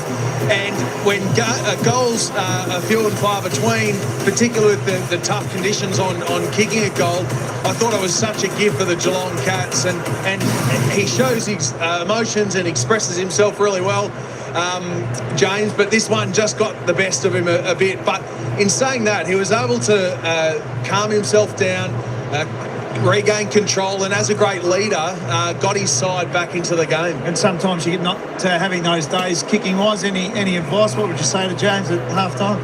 Well, I never played down that end of the ground, Dicko, so I think he's a beautiful kick. Historically, we've seen that. I'd like him to keep trying to take the ball on through the middle.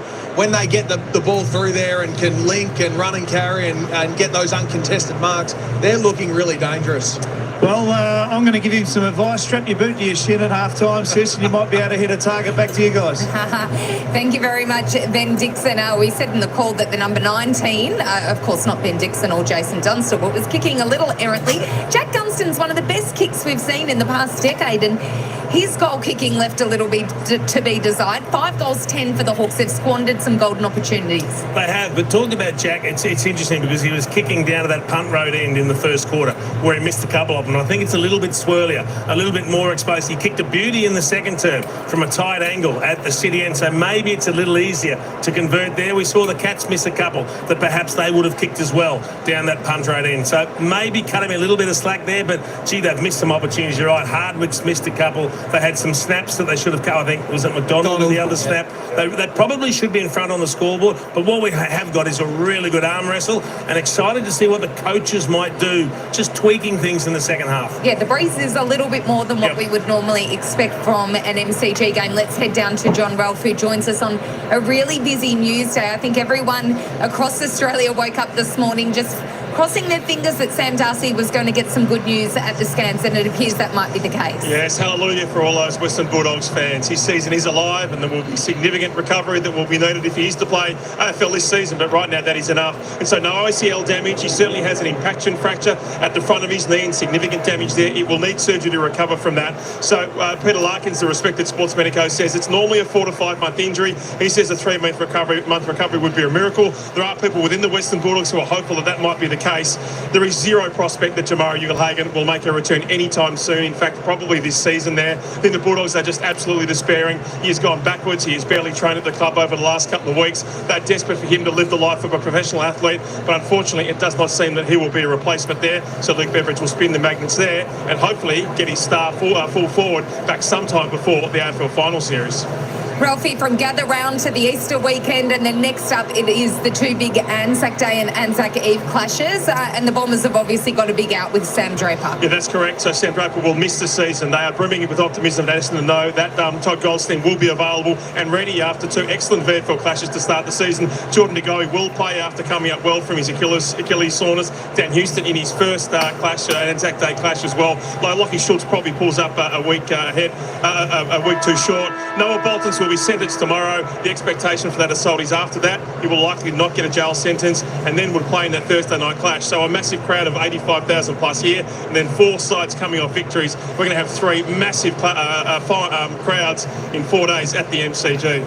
The big games keep coming. That just shows the health of our great game. Thank you very much to John Ralph. Well, this game is game on. Just 10 points the margin at halftime. Coming up after the game, Jared and Gaz will have a special edition of AFL 360 coming to you live from the MCG. Both coaches to join. And then the legend that is Lee Matthews returns to On the Couch.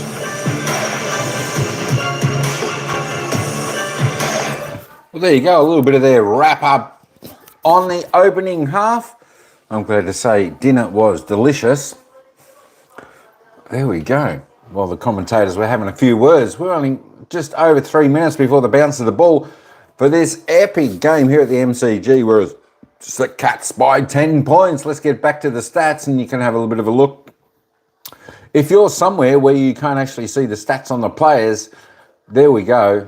Let's just run through them. We'll have a look at the team stats as well. As I said, James Warple having a good game there. 10 for the Hawkers. Tyson Stengel there. 10 disposals, 4 kicks with just a behind.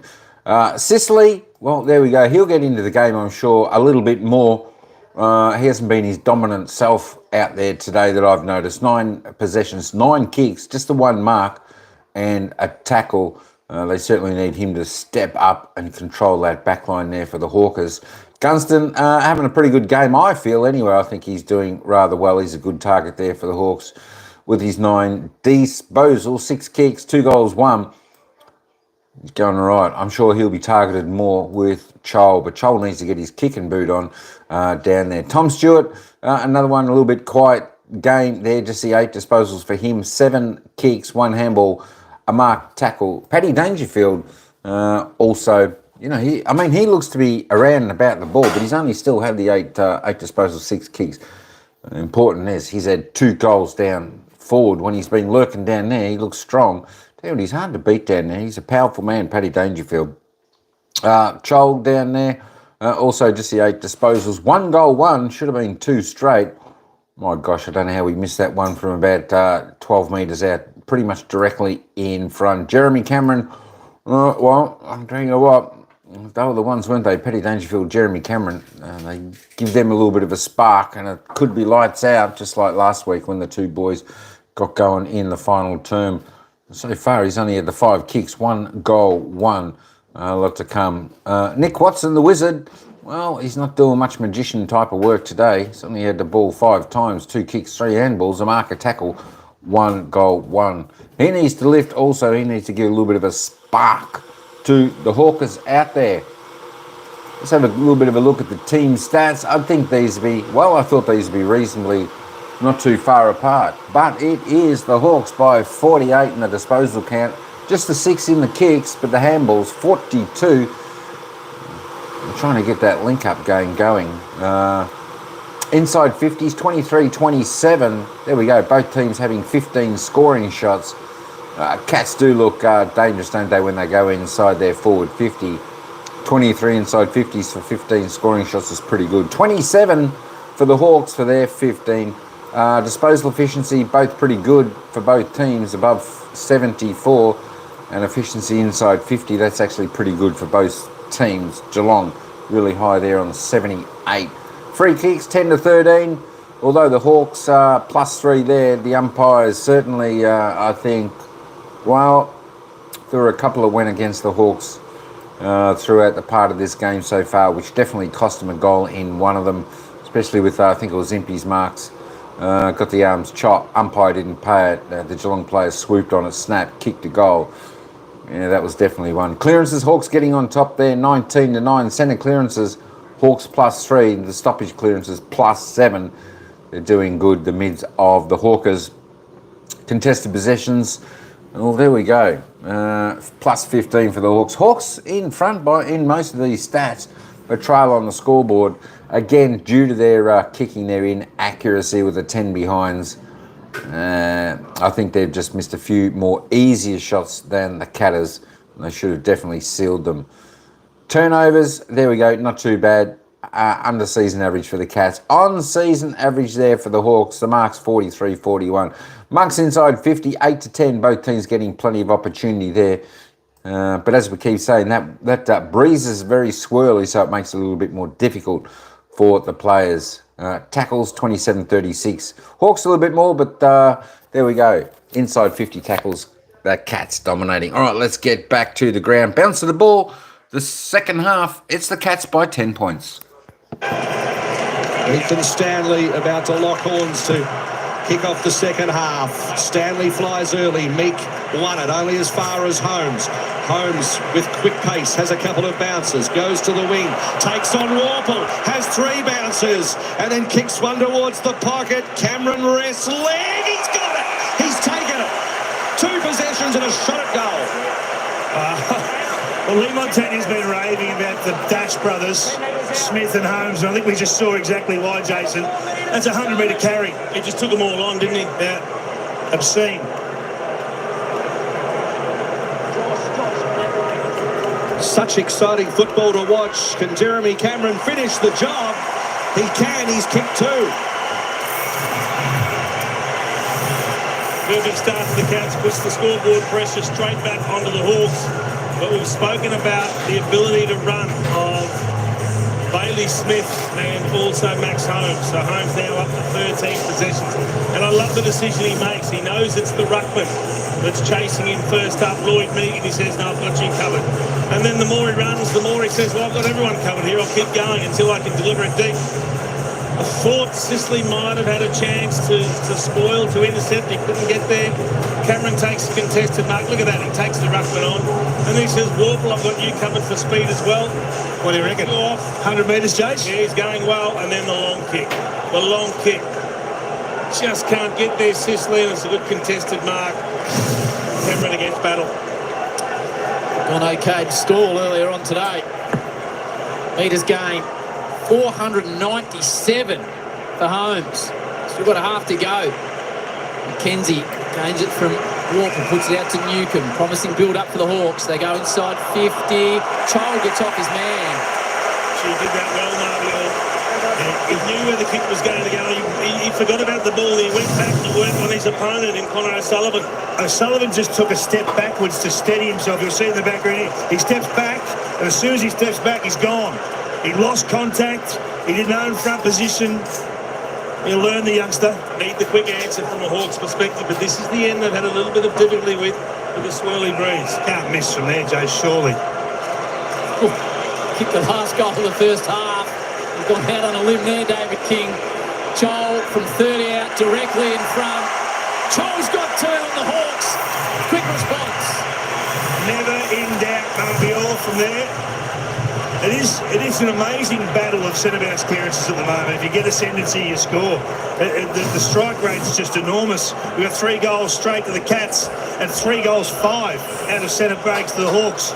You normally get a goal and a half a game. It's amazing, the battle in there. Big Meeky, he's having a say in there, and Newcomb's spread really important. Marbiol Chol, a player that's so critical to the Hawks. He needs to be competitive in the air, whether he's marking it or bringing it to ground. Too many times last week, he just succumbed to a little bit of body pressure, didn't compete. But he's back today. He's had 9 possessions. He's taken a few marks, kicked a couple of goals. That's the sort of performance they need. He's got to keep doing it. Goal for goal early in the third term. One down by Meek, only as far as Atkins. Holmes, quick hands. Smith. It's going to be a holding the ball decision on Atkins, and Warple's got the free kick. So the Hawks can surge again. Warple in the Meek direction, and the big man lopes after it and takes it. It's a clever decision. Warple, he saw the ruckman pushing forward. Oh, he could have squared it up to Newcomb. I don't know if he's got the journey from here, Kingy. Watch the runners. They'll hover around the back. Impey's just trying to lull his opponent to sleep here. Not going to happen. D'Ambrosio thinking about the flyby, but Dempsey's on his hammer. Watson presented an option, ignored that. Get the distance, Jace? Doubtful. So Meek right on the chalk. Kicks at 25 metres, almost fell into the lap of Morrison. And then going to ground was Watson and earns himself a free kick. Great set-up kick from Meeky. What a sack. I don't know what's that. He nearly missed his foot. Even he thinks it's funny. And hit his big toe. What is going on with the kicking down there? Good by the Wizard. First into the footy. Yeah, a little bit sloppy from Blitzarves. So he's already kicked one, Nick Watson. He's directly in front. Bread and butter stuff for the Wizard.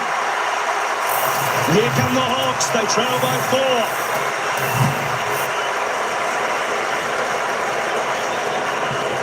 Well, we came here wanting a contest and we've got one.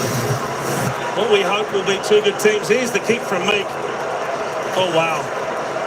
That's a ball drop from hell. Floated over everybody. It's just a ground ball. You can't teach that. Yeah, you can't teach it. I've heard them ball droppers down there. Hey, it's now time to get Dangerfield in the middle. This is the game. Centre bounce clearances are the game. They need to put their trump card in the guts. Hawks have kicked 4 of the last 5. Watson's got a couple, as does Marbior Chol. And they've worked back from a 4-goal deficit to be within 4 points, the Hawks. Meek has been outstanding in the middle. Done a lot of follow-up work. Bailey Smith, possibly best on ground, sends it forward. Impey, caught by Manor. Dangerfield. His kick doesn't quite go where it's intended. Back to Myers. Manor check side. Goals galore coming on. Have a look at this. Nearly. Hit the post. Jeremy Cameron went for a Ronaldo-style operation and hit the crossbar. Yeah, that would have been something. They flushed it. Absolutely flushed it. Making something out of nothing. Sicily. His kick for Warple. Hawks just playing with a little bit of added confidence here. Chol on the wing. Inboard. They could have raffled it there. Ward kicked it straight into the opposition. Gave it to Myers on a platter. And then he goes to Henry in the middle of the MCG. He's got Cats running for him. If they look in the right direction. Blitzarves. How many times have we seen it today? They've had control of the ball, the Hawks, and they turn it over. Josh Ward, you know where he wants to go, but he hasn't cleared the man on the mark. And it might cost him a goal. Got to take care of the ball. It's so critical.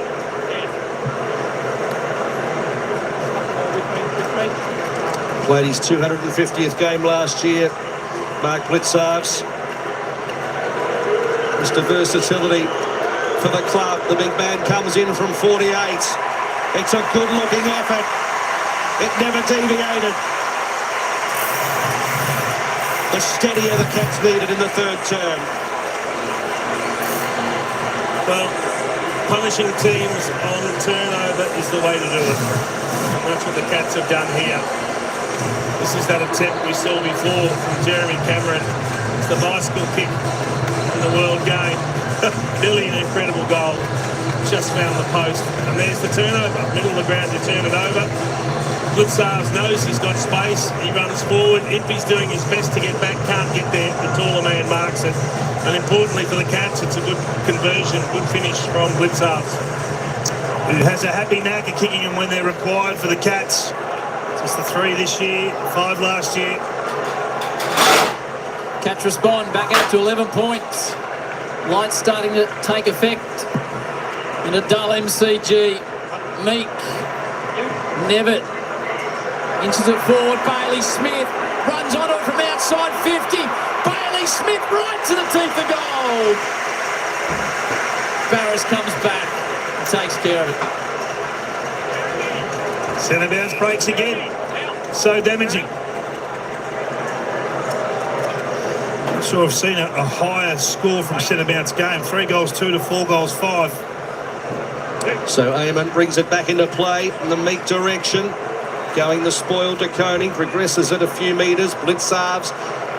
Handball to no one in particular. Impey being hunted down by Nevitt. To Warple. Dinky little kick was good enough for Sicily, flirting at the boundary line. I think line and length here from James. So Sicily not wanting to cough it up, kicks it to a 2-on-2 almost.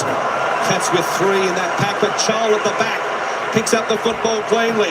Kick inside 50. Watson wasn't watching. He remonstrates with his teammate as it's Guthrie kicking it to O'Connor. Well, Watson thought it was the obvious option was to kick it over the top, and it's a sprint back towards goal. He had gotten goal side. kick just lacked penetration. Bowes. Nothing presents immediately. Oh, Clever little pitching wedge to Bailey Smith, well disguised. And Bailey Smith has Cats fans on their feet and Hawthorn fans booing. He's played quite the game, coming up for disposal 18, runs his measure. Barris gets back with the flight, Dangerfield hits it, contest hard, gets away from Walker with pure power. Now goes inside 50. Well, grabbed in the end by Close. That's the strength of Dangerfield. And that's what David King's been saying. Get him up the ground a bit, get him in the mix a bit. Louisville unable to stop him. Should have been able to wrap that tackle up, but Danger just backs his strength, shrugs it, kicks deep, finds Close. It's like tackling a wine barrel, backing into that Dangerfield at speed. Impossible. 6th season. First 3 as a rookie. Played every game in the 2022 Premiership year. Close to take the Cats out again. For a skillful finisher, doesn't even make the distance. Sicily under immediate pressure. The Hawks have struggled to exit numerous times from defence. Hardwick needs to stand up. He's a little shy on confidence. James Sicily just couldn't pick it up, fumbling it at his feet. They need him, the Hawks. They need him to stand tall in this second half.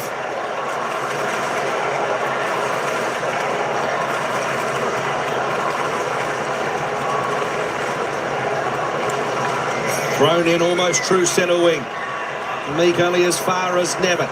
Manor just fumbles it, but cleverly got it back to Smith as he was running full pelt. Then Atkins. Wobbly one, but it might be enough towards Dangerfield. Got one hand to it. Sicily to Newcomb. Off the slingshot they go, the Hawks. Gunston has a panic around him on the wing. Who's further forward? The Wizard Watson. The kick almost got to him, but he was able to grab it. Goes back. Ward to Gunston with plenty of time. Ambles to the 50. Has 2 bounces. Nobody home. So he lines them up and misses everything. That's a wow. It's not a great kick, but he would have loved someone to lead it in. Marby or Joel he offered a half a lead and then stopped. There were no other options. So he tried to make something out of nothing. Just a poor kick in the end. Humphries, long clearing ball from full back. It's ours, McKenzie. Bowes gets through 2 tackles. Myers got a step on Sicily, so dangerous. By foot, it's an aggressive ball. Atkins, does it sit for him? He's immediately caught. He's a big ball to be won. Scrimshaw locks it in. And he does well, the Hawk. Wow, That was a win for the Hawks. Win for the Hawks. Yeah. Scrimshaw able to lock it in.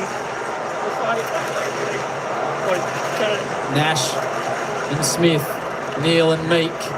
Pinched by Atkins. Taken back now, McKenzie over the top. Aim on.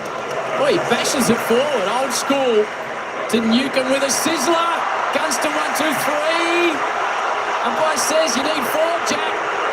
Might have got one in the back now. Newcomb might have got one high. And again, the umpire says no. Play on, boys. Play on. Yeah, that's a beautiful hit from Newcomb. You've got to be marking that. Yeah. I think he probably marked it in the end, but we've seen 3 or 4 of those today. Well, the umpire just calls play on. Oh, gee. Well, that's a real high one that's knocked the stuffings He's out of the counter on the ground. He's out. It's Myers.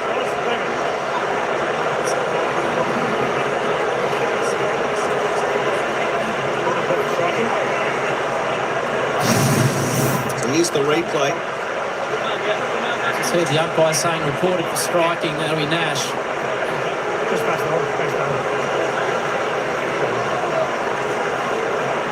Closey and Jaff, the unused subs. He's a man that's in trouble. Big time. You just can't have swinging arms like that. And we've seen it in recent times. We saw Nick Flostone on the end of one. And the ramifications on this game are huge. And the conversations will start again about red cards and all sorts of things, because Brian Myers has set up 5 scores for the Cats. He's their most creative half forward, particularly ball in hand. See him getting to his feet. He's wobbly. That's the last time we see Brian for the day. So it's a big hole now for Chris Scott to fill. Posey the sub.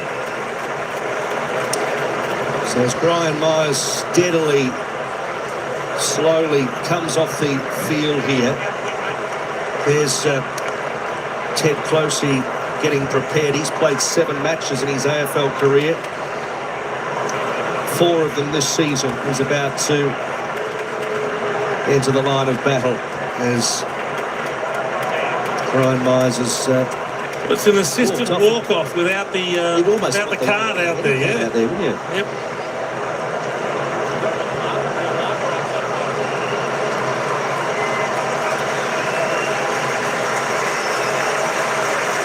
It's a significant delay either way, but we certainly hope that Brian Myers is at the lower end of what looks like some sort of concussion. Let's hope he's okay.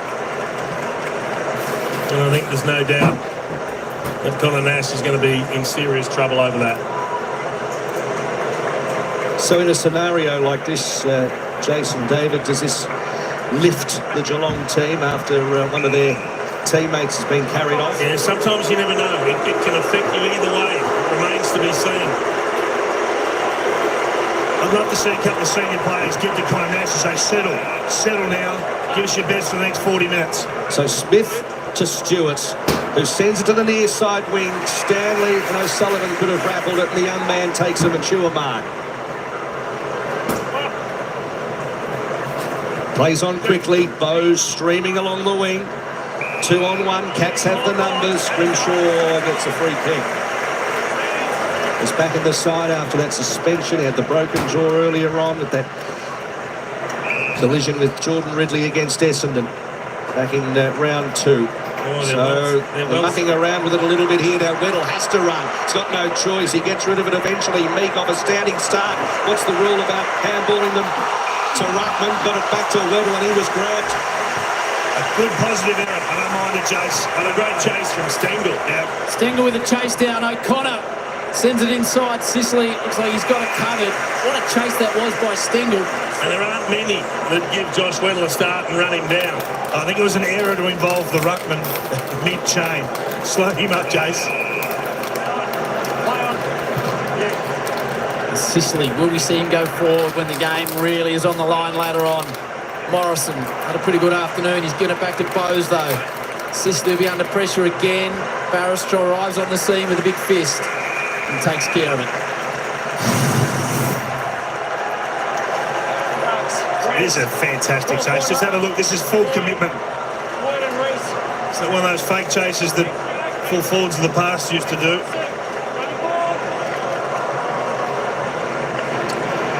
So less than 10 to play in the all-important third term. Stanley with a little nudge, catches the football and then goes himself.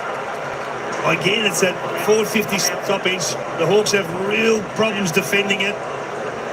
3 scores today from 450 work. Small margin game, it could be the difference. Sicily's eyeing off the middle of the ground, nothing presents. It's a 60-metre sizzling drop punt to hit Battle. A beautiful kick. What you'd normally expect from Sicily with his passing. Impey. Oh, gee, he just turns on a terrible kick. They made some horrible errors today, the Hawks. Humphrey's coming back the other way. Newcomb does really well for Stengel out. He's got the one paw on it. The Poolong flyer now across to Warple. He's got Chol. Dylan Moore wants it. Chol takes his time and then hits Luke Bruce. Gunston's deep. On the left. Oh, he's kicked it into the second row. Lukey Bruce. Another error for the Hawks. Not sure they're kicking the ball well enough to get back into this, the Hawks. Stewart pummels it to Henry. Through centre wing. Called to play on. No one really to kick it to. Just goes the chip. They fly. Snatched out of the air by Scrimshaw. And then down the throat of Moore. Battle scarred but plays on. Kicks to the outer side over the head of Gunston. He's got time to pick it up ahead of O'Sullivan and then looks wide McDonald. Wasn't pretty, but they got there in the end. Connor McDonald, who's kicked 2 this season. This is going to be an assignment.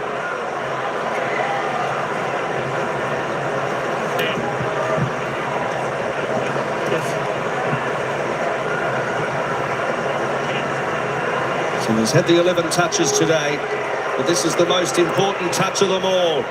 Third term, it just floats and misses. 2 goals in it.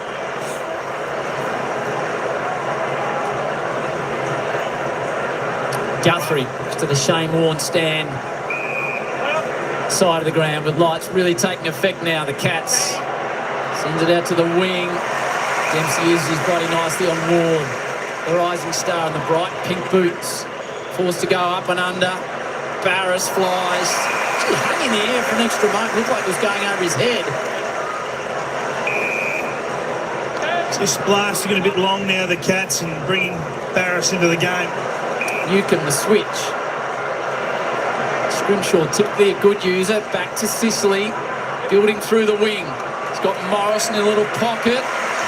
Here's the important kick. Gunston comes towards him. Gunston continues to go. And a well thought out transition from the Hawks off halfback. Great ball, Howie. You spotted the lead early. He started that just as Morrison was getting the ball. And Morrison turned knowing there'd be an option coming up the corridors. A beautiful kick, a beautiful lead. Can they put the icing on the cake? Kick 2, missed one and dumped one out the full Jack Gunston for a third to really bring the Hawks close. Good looking finish. Gunston loves it. Hawthorn are within a kick and the number 19's got 3. Well, it's on the back of the intercept work at half-back from the Hawks. Barris takes the intercept mark there. It's his 3rd for the day. He's won it back 5 times in that area. And I just feel with Bailey Smith on the bench, they've lost that intermediate target. He's the gut runner through the middle. He's the one creating the overlap. When he's not there, they've become blast happy. Great to see Sicily involved further up the field, not just defending. That's the sort of kick you can get from him, Kingy. Yeah, that's the one. It gets there quick, doesn't it? And then your forwards' eyes are lighting up. Great lead. He understands that space better than most, Jack Gunston, and he hit it true. Game on at the MCG, and still plenty of life in the 3rd term. Chol in the ruck this time against Stanley, who flies early. Chol catches it out of mid-air and then thumps it inside 50 in the Sicily direction. Rolling ball. Henry tried to get it to Gunston. In the end, the Cats are going to retreat. O'Sullivan and then running away from defensive 50. Bowes, his kick, a little bit questionable. In the end, it was Jaff who couldn't quite pick up the ball. He's been subbed on. Chol and Jaff both out there now. Eamon's kick inside 50, looking for Gunston.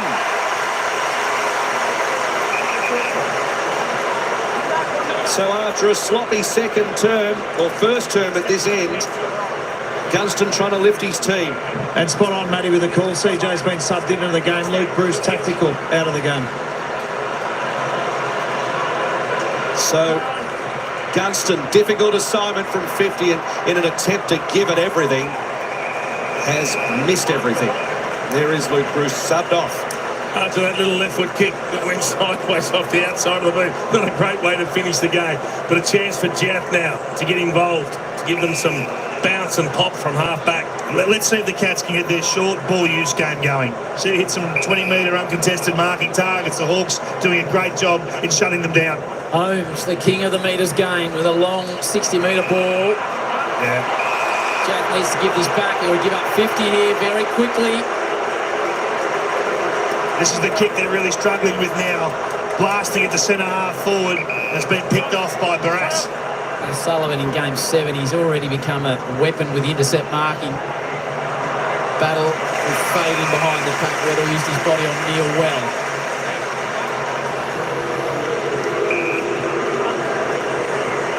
So into the hands of the running. Weddle looks for Sicily. Realised he had 2 to defeat, so knocked it over the line. That last kick forward for the Cats is not the one Chris Scott wants. No. Just bombing it to the forward line to a one-on-one where the player engages and that allows a loose-like battle to come and take the intercept mark doesn't work. Sicily's gone forward. He's going to push high in that outlet roll, and we saw Weddle try to find him there.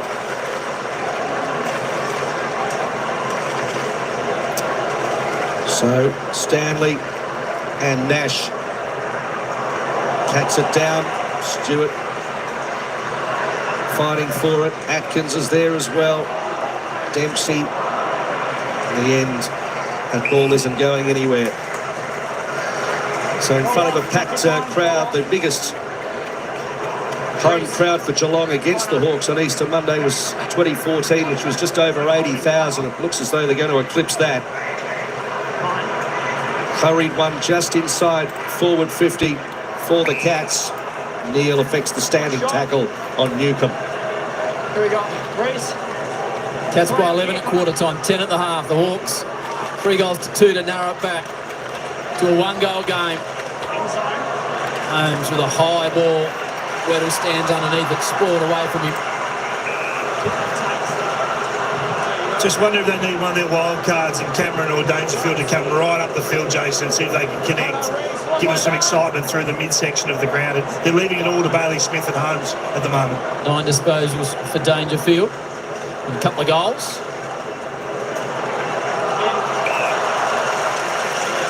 Cameron's had 8 and kicked 2-2. It's a good tackle from Newcomb in the end there, but again, they got on the open side of that stoppage. Atkins nearly had a snap. It's where the Hawks have looked vulnerable. They continue to tap to the corridor side. There doesn't seem to be a lot of protection from the Hawks at these stoppages. They look very active, don't they? They're allowing the Cats front position and first step. That's a dangerous mix. Newcomb, the last one, to his feet. Jaff just on for Bruce. So a 4th ball up in the space of about the 10-metre area. Nash might have an issue with the tribunal. Comes out, a hurried snap out of the pack. Up close here. Oh, it just falls into his hands. He doesn't make a mistake. Oliver Dempsey to again take the Cats out with his second. Well, the Hawks are complaining. Scrimshaw's up, worrying about a free kick. But the decision's been made. It's not going to be reversed. Don't worry about that.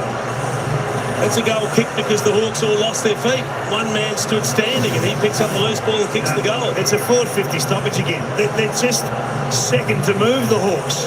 They all get nervous about what their opponent's going to do. It's arm across, worry about my individual battle, instead of playing it as a 9v7. You've got the advantage in numbers. Yep. Set up properly, go after the footy.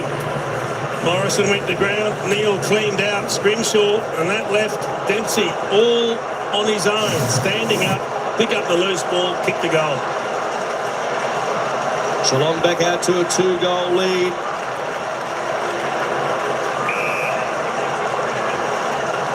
And 6-6-6 warning. There's Oliver Dempsey, who's kicked 2 goals. Hawthorn crowd contributing to the swear jar. Back in the middle. They nullify each other. Newcomb affects the tackle. Smith at the bottom of the pack. Up it goes again. Meek, only as far as Atkins, working hard as always. Manor fumbled it. Bowes kicked it off a standing start. Bouncing ball. Suits Cameron. Little tap towards Smith, who goes foraging after it. Got the handball out towards Cameron. Weddle's there. This is going to be a good battle.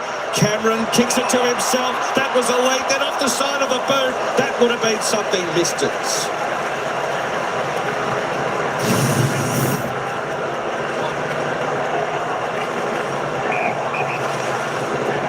Hawks bring it out in front of the members. Morrison goes back inboard. A little bit of space opens up. Game starting to flow down. Newcomb had a big afternoon. Ward takes a bounce. Sends it deep forward. Well, Stewart went too early. Sicily had it and spent it. Looked like he had it. Just bounced out of his hands. That's a man out of form, Howie. That is a man out of form. Normally gobble that up. It's an uncontested mark in the end. It just slaps his hands and opportunity goes begging. There to see Stewart out of the contest in the edge. That's a good ball. Sullivan tries to keep it in. It was good from Humphries just to take some time, an extra step, not just blast that defensive 50 exit, spin around, find an uncontested target. They'll take the stoppage on the wing. Sam Mitchell's got a challenge now. Does he tag Bailey Smith or does he let him run? 21 disposals for Bailey Smith, 17 by half-time. Aim on, caught by Atkins. He's the only one that's connecting the backs to the forwards. It's Holmes and Smith. Meek and Stanley. Meek didn't really get much on it. Newcomb, Warple combining, delays the kick. Gunston's been in everything. Jack Gunston off his chest. Hawks overrun it. There's an opportunity for McDonald. Guthrie stripped over. McDonald comes again. Close comes back to lend a hand. Screws out to Sicily. Misses Gunston.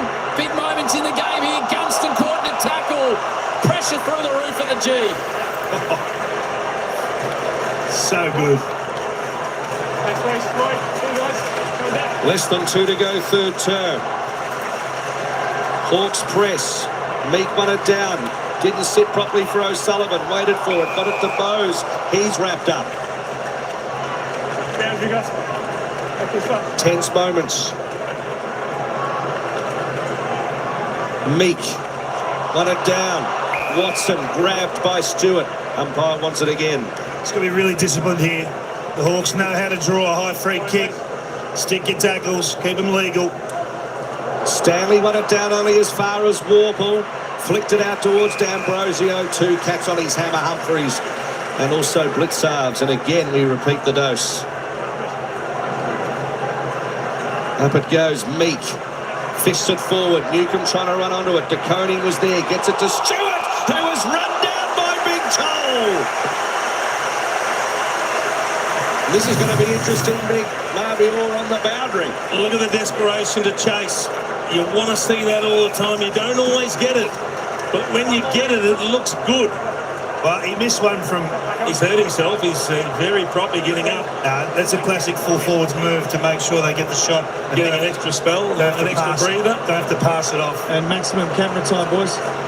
Here we go. This is big. So, Charles kick 2.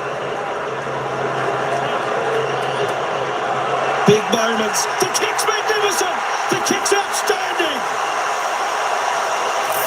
He deserves the camera time. He kicks 3. Well, the kick's brilliant, but the chase and tackle was better. Oh, the lot. This is what frustrates a lot of people with Marbior Chol at times. You see what he's capable of, but you don't always see it. But you have a look at the chase, the desperation, the acceleration. And look at his chasing. Tom Stewart, he pins the right arm. He doesn't get into his back. The ball spills free. That is brilliant. What a game. The ebbs and flows in this game have been unbelievable. Newcomb's lifted. Big blast clearance to win from Warple. It's going to come down to a moment or two from superstars, maybe a leader or two. Some confusion here on the wing with Blitzarves. Second run-down tackle for the afternoon for Marbior Chol alongside his 3 goals. Right, he's pushed hard up the field too, so he's worked hard defensively, so he's had a complete game so far. McDonald wraps up Holmes, it spills free, holding the ball, Hawks pressing, 35 on the clock, they play on, Warple's released, hits 50, Warple! And again, the Hawks can't take full advantage. Options galore, went for home. See, they've had some chances, haven't they? We've spoken about it. But one kick in it sets the scene for a thrilling last quarter. So, Stewart. No real options. Just kicks to the pack. Meek couldn't mark it. Warple was able to rake it in. Yeah, I just don't think that Chris Scott can leave Dangerfield forward any longer. He's had 2 touches for the third quarter. He needs to get on ball. Meek towards Newcomb. Closey. Handball out of the pack for the Cats only as far as D'Ambrosio. Impey round the corner. Closing stages of the third term. And the bouncing ball, and that's it. Another fantastic turn. The Hawks kicked 4 goals to 3. It was the Cats by 11 at quarter time, 10 at the half, 3-quarter time. We got the close one. 6-point game. Geelong 10-12, 72. Hawthorn 9-12, 66. Bailey Smith 21 disposals. Fabio Chola's kick. 3 for the Hawks. Big last term coming your way. Directly after this game, AFL 360 live from the MCG. Gary and the G-Man with both coaches, Chris Scott, Sam Mitchell. And then the greatest man of all, Lee Matthews, joins them on the couch. Oh, I tell you what, folks, we've got a ripping game, that just as we predicted at the start of the game. This game's going to come down to one kick. That's what it is at 3-quarter time. 6 points. The Cats 10-12, 72. The Hawks 9-12, 66. Oh my gosh. Holy moly guacamole. What a game. I tell you what, folks, this looks like, this is like a grand final that we are watching, listening to today. This is an epic game. Bianca, how you going? Welcome in. I tell you what, that's got to be nerve-wracking for you being a Hawthorn supporter. Oh my gosh. I tell you what, I can't pick the winner, although can I? I still think the Cats, sorry Bianca, I still think the Cats, but the Hawks, they're just, look, the Cats in the third term, 3 goals, 4. At least the Hawks kick straighter, 4 goals, 2. Oh, some of those easy shots from back in the early times of this game, tell me that's not going to cost them victory. Both teams deserve to win this game.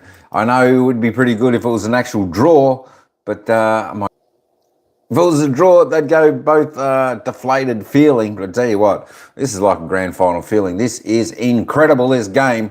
6 points in it. What a barn-burning game, Mark. It absolutely is. Adrian, who do you think's going to win from here? Tell you what, you're with the Hawks. There we go, Mark's with the Hawks. I think we can get, but we're chasing Cats, usually get up. Well, I tell you what, it could come down to the kick after the siren. We nearly saw goal of the season so far with Cameron doing the bicycle out of the air, but hit the woodwork. Tine, welcome in. The manager's in the house. Good stuff. Good to see ya. Oh, I tell you what. There we go.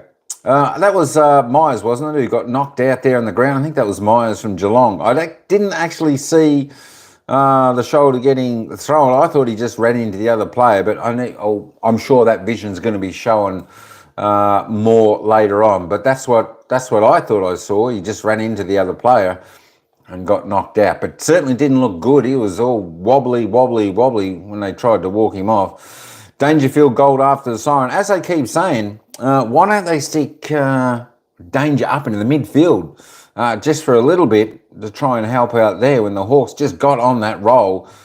Tell you what, it's one of those games. You got the exciting team of the Hawks, and you got the experienced Cats.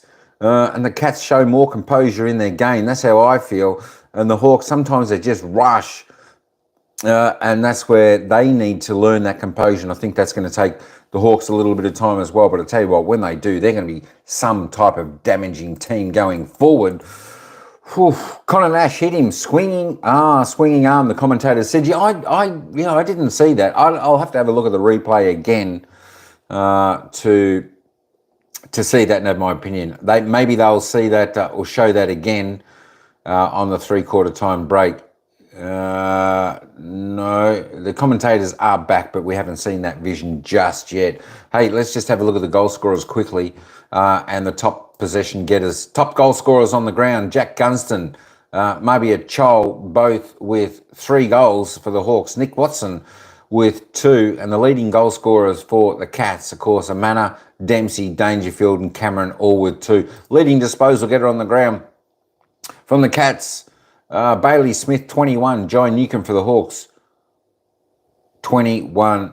All right, so I think I just saw the swinging arm, and I think, yeah, he'll probably definitely get 1 to 2 for that, if that was the incident I just saw. Unfortunately, yeah, they don't want to see that type of thing in the game, because he was down for a while and he was super wobbly. He couldn't stand out without help getting off the ground. Harry Morrison, 19. James Warple from the Hawks, 18. Sicily, 17. Came into the game a bit more Sicily, which was good. Atkins. Let's get back down to the commentators. Good luck to the Hawthorn supporters. Don't forget to vote who's going to win 50-50 at the moment. Hoo-wee. Let's go. I don't know. I don't know who's going to win. Good luck. Kinetic pace that Geelong and both Hawthorn tried to take after the incident. Often when there's a bit of heat out of the game and the game stopped for a minute or two, you can actually control the ball, take a few marks, and just regain that composure and possession. But they're both obviously, again, wanting to play with that pace. Yeah, and David King touched on it. When you lose a player like Ryan Myers, who had such an impact on the game, it does hurt Geelong's chances. But all the latest news with John Ralph post-game and what sort of length Connor Nash will spend on the sideline. Thanks to Ben Dixon and Tom Hawkins, Jason and David, as they used to say on the wireless. We've got the close one at the MCG. Well, I'm looking at the captain, and he's gone forward, and he's been an exceptional forward for the Hawks in the first 5 weeks as a target. They need a moment or two from him. They don't need the complete performance chase. He's not flashing them. He's not seeing them.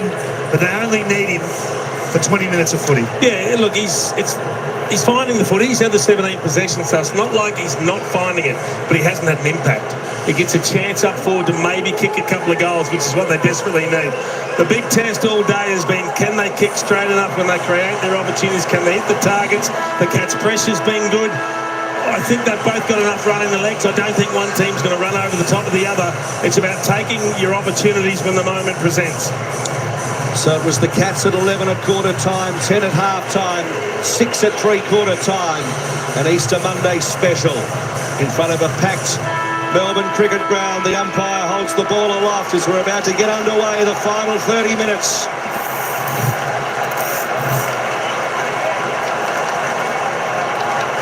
Meek and Stanley go to business again. Stanley won it narrowly. Holmes wrapped up by Warple. Umpire wants it again.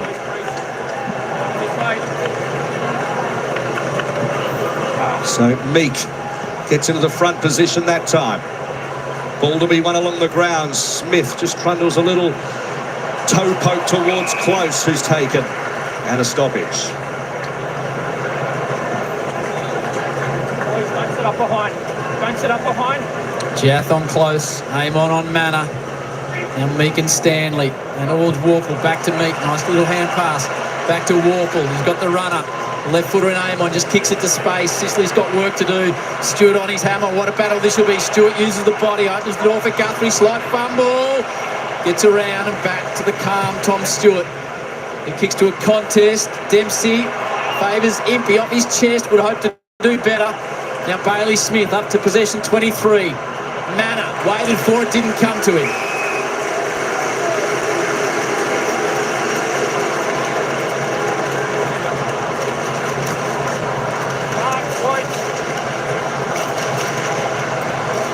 So this time, Blitzarves in the ruck down to Atkins. Manor just pats it towards Dempsey. Couldn't win the football though. And in the end, there's a booming handball in towards Impey. Now Jack with the big strides in the middle of the MCG. Wide to D'Ambrosio. D'Ambrosio too far out to score. Calling for assistance. Kicks it long. Sicily's caught at the back, bouncing ball and hits the point post. So that's an opportunity lost. D'Ambrosio steaming towards the forward 50 and just no one presenting on a genuine lead straight up at the player. The Hawks pressing. Newcomb and Atkins. Meek and Blitzarves. Meek gets front position. There is Atkins. Gets away first, not second time. Managed to get her on his boot just. Nervous moments. Ward goes in hard, as does Manor. So Stanley did the centre bounce ruck work and has pushed forward. Jaff was his matchup. You saw him expose him in that last play. He did well to get a boot to this. And now Blitzarves goes into the ruck. Jaff's got to light it up here. Sicily deep. Not going that way at the moment. So now it's Weddle that's rolled to Sicily as a defender. We've seen his run all day. David King, Jason Dunstall. Easter Monday at its best in front of 80,000 plus. Dangerfield gets a sharp. Two Hawks run into each other. Weddle spills out. Here's a ball to be won. Close has it. Loops it in front of Dangerfield. Jaff comes the other way. And the boundary stops an absolutely titanic collision. It's a good decision from Jaff to leave his opponent and attack the footy. Needed to stop it, get it over the boundary line, force a throw in and then reset.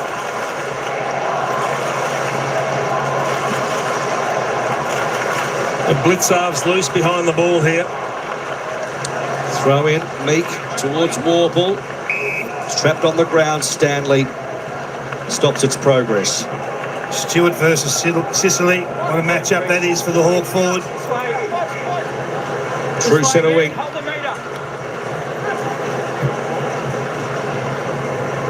Meek towards Nash. Holmes, quick hands too quick for Smith. He's going to try and pick it off his shoelaces.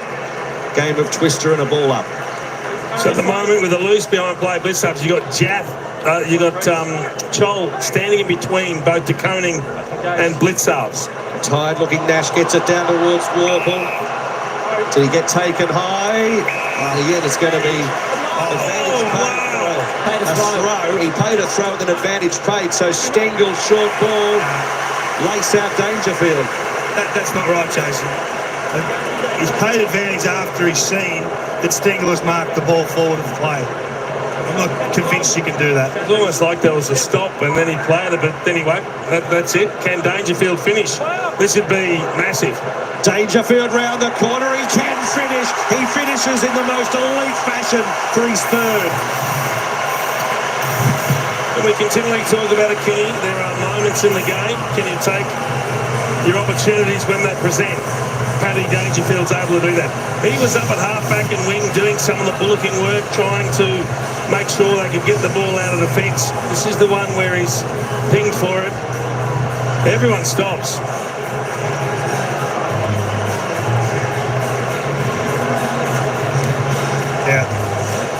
Yeah, you're right there, Dicko. He definitely said hold or stop, didn't he?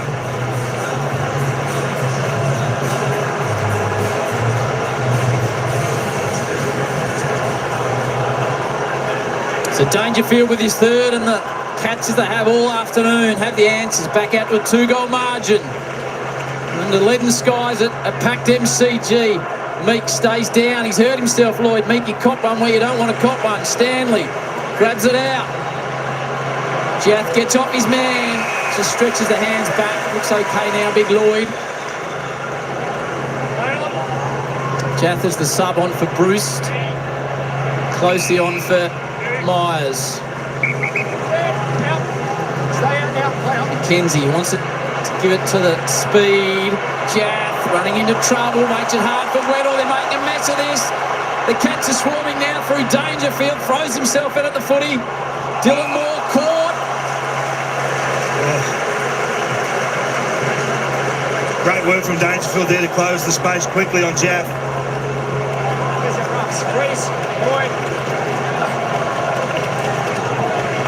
Stanley comes in to Warble. Eamon. Sky ball. The Chol direction. Going the fist to Coney. Smith, the bounce of the ball deceived him. Hardwick, Newcomb. Chol. Chol's kick towards centre half forward. Watson used his body, was almost able to rake it in. Has 2 Cats to beat. Still won the football. Then his handball inboard is going to be a free kick to the Hawks. High one against O'Connor to Moore. So Moore plays on. Kicks it to the top of the square. Sicily at the back. Goes the fist. Stewart's there. Grabbed by Morrison and Sicily, and the umpire will want it. Sicily wanted a bit more height on the ball in, playing from behind. Sarves was the only one in the ruck. Out towards Chol and Jath. The latter provides the fist.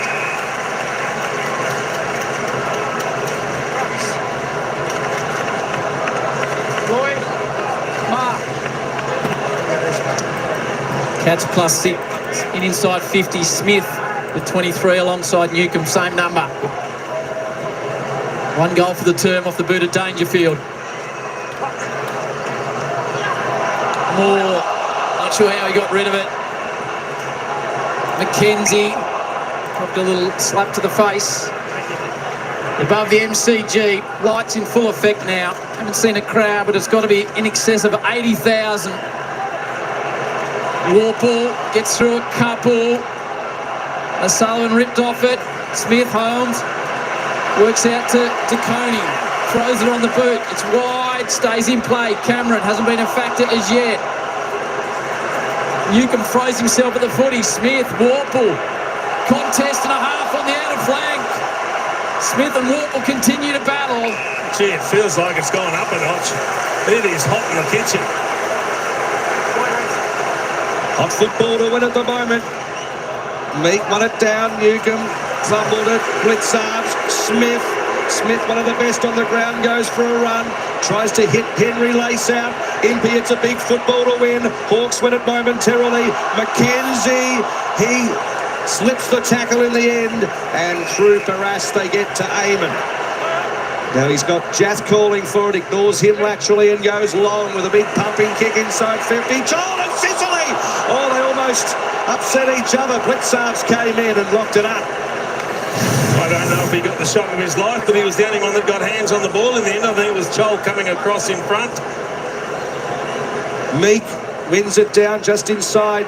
Forward 50 for the Hawks. Here's Watson. Watson on a dime, kicks towards the top of the square, but caught at the back Hardwick that time, O'Sullivan. Cats holding up in defence.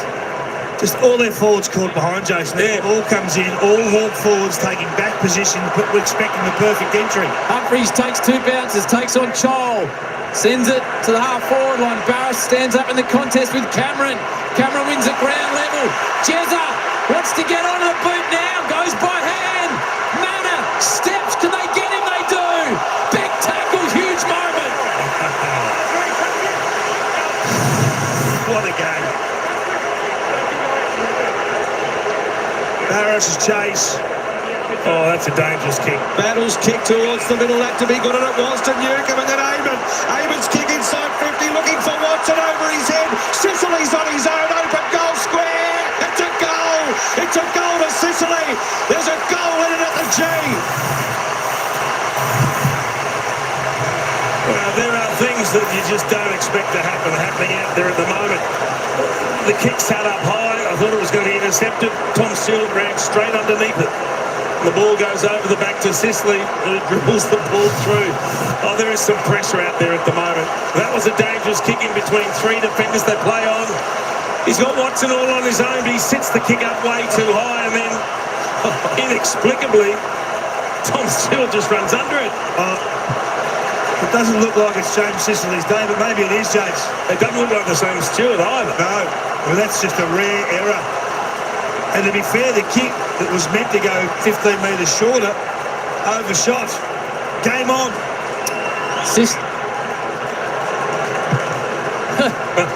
Sicily with his first. The Hawks back within a kick. The Cats have led all day.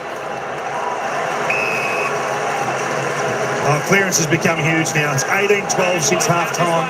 Cats have found their way to get their nose in front, but gee, they're damaging.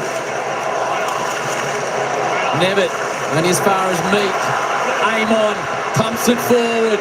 Watson's pushing and shoving. Gunston's out wide, they can't get it to him. Watson finds a hole. Watson slips over, gets in towards Chol. He stumbles, he fumbles, big Marbior, and it's out of bounds. And 80+ are on their feet at the MCG. Just some extraordinary things we're seeing. Pressure affects everyone differently.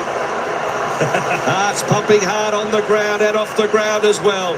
Blitzarves wins the tap that time. Umpire will ball it up 45 metres out from the Hawks' goal. Nash, the bottom of the pack. Hold the meter, Lloyd.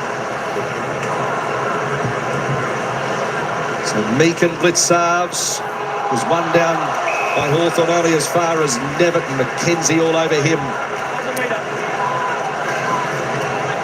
Little lull across the MCG. It's been a loud day though, as Atkins fighting so hard, keeps it in play. Warple couldn't quite get hands on it. Dempsey did, dumps it on the boot, but it's a shallow kick. Impey being harassed by Henry. Ball spills free. Opportunity for Morrison. Then D'Ambrosio. He thinks laterally and goes out wide to Scrimshaw. Almost bobbled off his knees, but holds onto it. Out to Eamon, searching further afield. McDonald's got it directly in front. That's what the game's been crying out for. Someone that can just see their way through the pressure, take a little bit of time to compose himself. He had short players everywhere screaming for it, but he found the corridor option, a neat little kick, a chance to tie the scores. So he's kicked 3 behinds, hasn't put one through the big sticks today.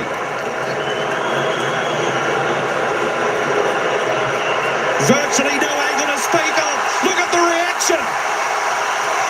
The MCG's roaring, and it's all square on Easter Monday. Well, that's huge. Ball in the corridor favours the Hawks. They've been trying to get in there all day. There was a moment on the wing in front of us here of genuine 50-50 ball. Neil doesn't straight line it. He takes an angle and he rolls snake eyes. And Morrison took it. It's a big, big gap in the game. This game right now is about moments. The Hawks took theirs. Neil let them down. It was also the kick, once Morrison got it to D'Ambrosio, that went back into the corridor that changed everything up and opened up the game. And then Carl Amon with a bit of composure when it was... Game's been crying out for someone to do that. Cats got out to a game high, 23 points 3 times. It's Jay Morant from the NBA, I've been told, Jason, that throws the hand grenade and then puts the hands over the ears. Little tap by Neil, never immediately caught. Time in front, Cats 9 and 2, Hawks 2, and the rest has been all square. Neil, McKenzie, Holmes, his little check side doesn't quite work out. Chase now, Dempsey scoops it out to O'Connor, sends it forward, favours Impey now, Stengel. Danger here for the Hawks. Henry hasn't been a factor, he's on the lead, he goes to the skipper. Could not be in better hands. Paddy's kick free, and here's a massive moment. Well, this is the man whose hands you want the ball in if you're a Cat supporter. It's too far out to snap this one. He snapped the beauty from the pocket earlier. This is going to take some sort of kick. He'll take his full 30 seconds. It's down to 10 seconds now. You need a team lift up, you look to the skipper. The captain, from the tightest of angles, gives up a short one, and the Hawks were waiting for the shot. They were not awake, they were not aware, and Paddy disguised it beautifully to Holmes. Everyone was waiting for the moment, Jason. Yeah, 88,746 here, and it didn't come. You'd like to get a shot of the coach, the Hawthorn coach's box when that short pass went in. Holmes to take the lead back for the Cats. Snaps it high, it doesn't quite come, but the lead is theirs in front of 88,746 on a pulsating Easter Monday.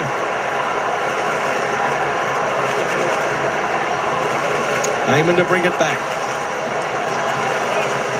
It's going to go short. Scrimshaw. He goes middle to Weddle. The kick just hung up in the breeze a little. Didn't it just? And it was just a little bit too close for comfort. Short to Impey. They haven't Feel the mistake coming. Long down the line, I'd advise. This is getting a bit tricky. So Impey, long ball, Sicily up the grounds. Little nudge out. Did the umpire see it? Yes, it was for the Cats. That's against Sicily, and it's a good decision. It was there. Didn't contest the footy. So Blitzarves wins the free kick. Holmes short, ignores him. Then just barrels it towards the pocket. Up they go. Dangerfield's hovering. Weddle couldn't control it. Cameron couldn't get boot to ball. It's a hot football. Came out to Amon. He's got to run faster. Henry was bearing down on him. Weddle tried something clever. It wasn't close. He picked it up off the side and kicked it out of bounds on the full. It's all happening. We are seeing some extraordinary things happen in the heat of pressure. A hand pass out of mid-air from Weddle that missed the target. A quick snap that goes out on the full. Barras to a contest. Down to the Cats. Nevitt, Closey squeezes it out of bounds again.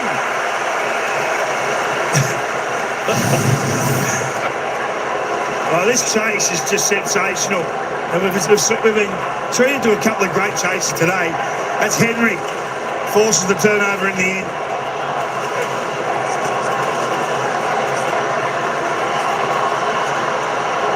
Harris has another go to clear. High kick. Good kick. Down the way of Newcomb. By hand. That's how the Hawks started trying to move the ball at the start of the game. Got Morrison out. Aim on ahead of the footy. Here's the important ball. Goes inboard to Watson. It's precise. It's perfect. The Wizard can do all sorts. What's he got in his bag of tricks?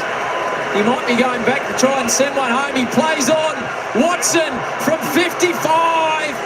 Won't register a goal. Sicily.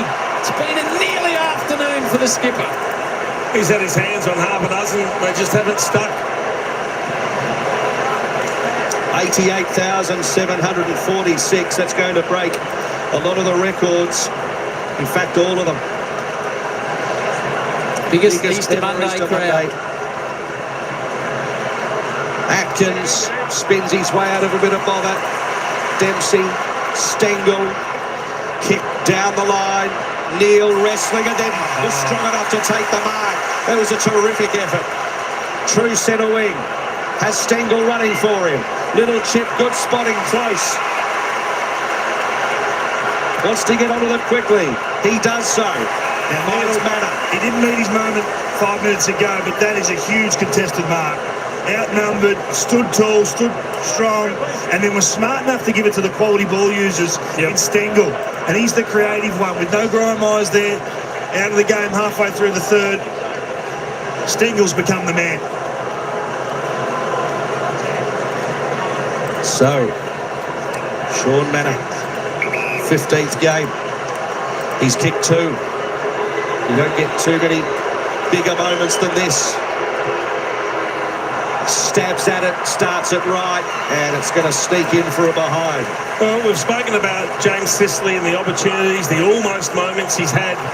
It mightn't be a great day, but it might only take one to stick. That might be the difference in the game. Aim on with a 1-2 with Battle. Out towards the members. Sets a task for Hardwick. Gets up, takes a strong contested mark. Got nothing ahead. Oh, he's given it too much. Newcomb throws it away. CJ's going to need to be good in the contest. Here come the Cats coming back at Scrimshaw. Hardwick from where it started. Now McKenzie's got a bit of space. He's got the dangerous Moore, who's got a step onto Cody.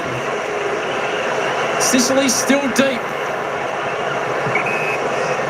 Makes the one. Moore. Sicily comes again. Big fist. Watson grabs it, falls in the tackle. High. Big call. You've got to stick your tackles. This is a craft. This is a skill. He can't believe it, Bailey Smith. He cannot believe it. This happens. You've got to do your homework. This guy has a happy knack of drawing him. You can complain all you like, but it's there. You're better off not tackling. You're better off letting him take the step. That's high. He draws it. He's looking for it. You've got to be very careful when you tackle. He's kicked a couple. Watson. Can he handle the moment from 35? Nick Watson misses.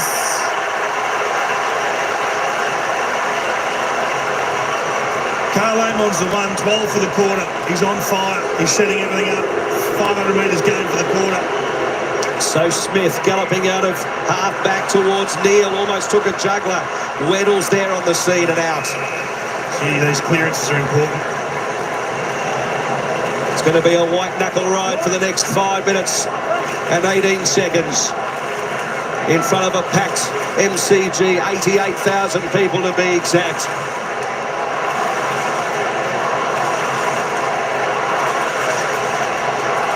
Throw in, Meek won it down. Ball going nowhere. Ball up.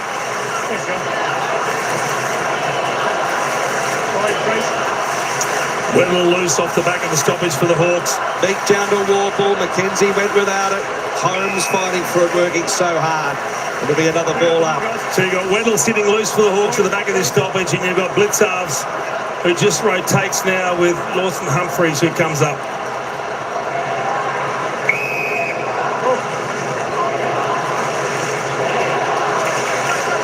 Of course, AFL 360 coming up straight after this, so plenty of Monday night entertainment on Fox as Holmes goes blasting through, but Warple wrapped him up. So as the clock ticks, it's to 4:55 now. The champ looks on. They nullify each other in the ruck. Manor joins in. It's going to be another stoppage. 4 stoppages in a row, Jason. What's happened here? High free kick. Free kick away the Hawks. Big Lloyd. Comes from the pocket. Sicily deep. Watson hovering. And he goes back and across. Nervous moments. And get it through to Impey. Not the sit-up they were after. He accelerates forward. Goes to the pocket. Falls towards Moore.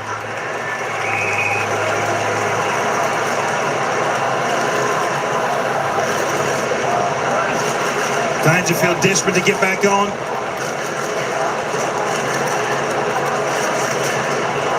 Comes on now, the champ. The final burst. Meek. Down towards Watson. Watch out for the tackles. They get him round the hips. It's good. To Cody. Now the catch run out throws Sullivan. Chase on the outer wing. Stengel. Amon. Weddle. Stengel. Boundary. That's a win. A huge win for the Cats. Yeah. It was loose. They were looking to come back at speed. A clever kick in the end from the young fella O'Sullivan. Effectively to the boundary. With Watson looking worse for wear. The last lung-busting 4 minutes. Stanley and Meek. Stanley won it down. Quick kick from Atkins. What are they going to say here? Insufficient intent. D'Ambrosio. Oh, he had to be fast. Dangerfield's got him. Wasn't the required distance. And he didn't hear Dangerfield coming. Oh, he cut him in half. He's done that time and time again today. Yep. He stalked them. Dangerfield loops onto the 50. Kicks in the Blitzarves direction and the Neil direction. No mark. Weddle skies it outside 50. Guthrie's underneath of it. They can reload again from about 60 metres out. Smart positioning from Guthrie. He took the front spot away from a couple of Hawthorn players. Guthrie chips it towards the top of the square. Neil at the front, plenty of Hawks. Stanley, Dangerfield round the corner and missed everything.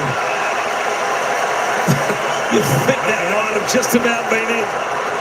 3 minutes on the clock. The Cats by a point. He's looking to take a risk. Oh, it hangs up a long time. Here come the Cats, Dangerfield. Jaff. Scripture will be under pressure. They're coming, the Cats. Stengel. Manor with a bouncing ball. Nails it. Cats out by 7. Clock stops 2:44.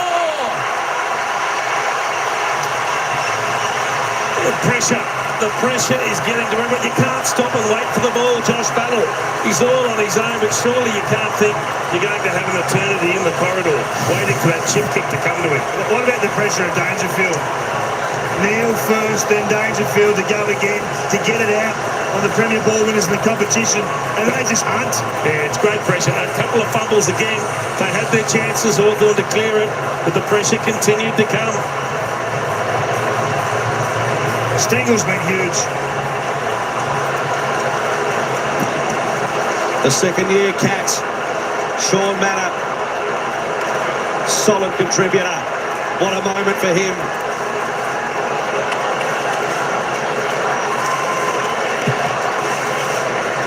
So Stanley goes too early. Meek pats it down to Warple. Running for him, Newcomb. Chip Sicily.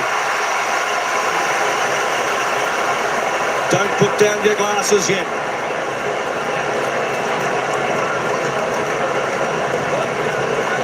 Sicily hasn't had the best of afternoons. He's kicked one. But when times are tough, the big players stand up. Big moment for Sicily. He lets rip and got no contact, was all right, but absolutely no direction at all. And a picture tells 1,000 words. Point would have been anything there for the Hawks. And a tough day for the skipper. Stays at 7 points. Big miss. They come again, the Hawks. Meek bangs it inside 50. Gunston had a big afternoon. Nearly fell into his lap. The Hawks press. Gunston snaps to the point of the square. The Cats have got it covered and can probably, with a minute 45, just take a bit out of it. Uncontested marks. Your friend here, the short chip, they can go back to Tom Stewart. They're choosing to go long, but they've got numbers. Blitzards. Long ball in the decoding direction and completes the mark. He can go backwards if he wants. He goes backwards. So if you're Hawthorn, you've got to man up. Oh, well, they'll just continue to do this. They're happy to milk it all day as Stewart's kick looking for Dempsey. Interrupted by Scrimshaw and out with a minute 09 left. Myers exited the field after a crude tackle, substituted out of the game, and Stengel's been the one as a half forward that stood up. 4 score involvements in the last 30 minutes. Proves the difference. A little bit of class in the forward half. And the game was crying out for composure. MCG pumping with the Geelong chant around the ground. They're nearly there. The Cats not yet though. Stanley, Bailey Smith, possession 27. Impey at the back. Weddle's got to go. If anyone can, it's Weddle. Takes a bounce. Sends it all the way up to the other side. It's going to take a while to get there. Gets out the back. Battle. Jaff must use the afterburners. Tries to. They shut him down. 42 on the clock. No time like now for the Hawks. Morrison drops it. Loses half a second. Scrimshaw, 30 seconds. Needs to get her inside 50. Does that. Sicily will be the flyer from behind. Gets fisted out, 24 seconds. Nearly there, the Cats. Gunston looking for anything. Something. Cats got the answers. They spiral it out of defence. Morrison stands underneath it. Dempsey. Bailey Smith runs away, takes a bounce. Cats fans on their feet. Neil with the overlap hand pass. Manor had a big afternoon, goes inside. Siren! The Cats by 7 points over the Hawks on an absolute Easter Monday classic.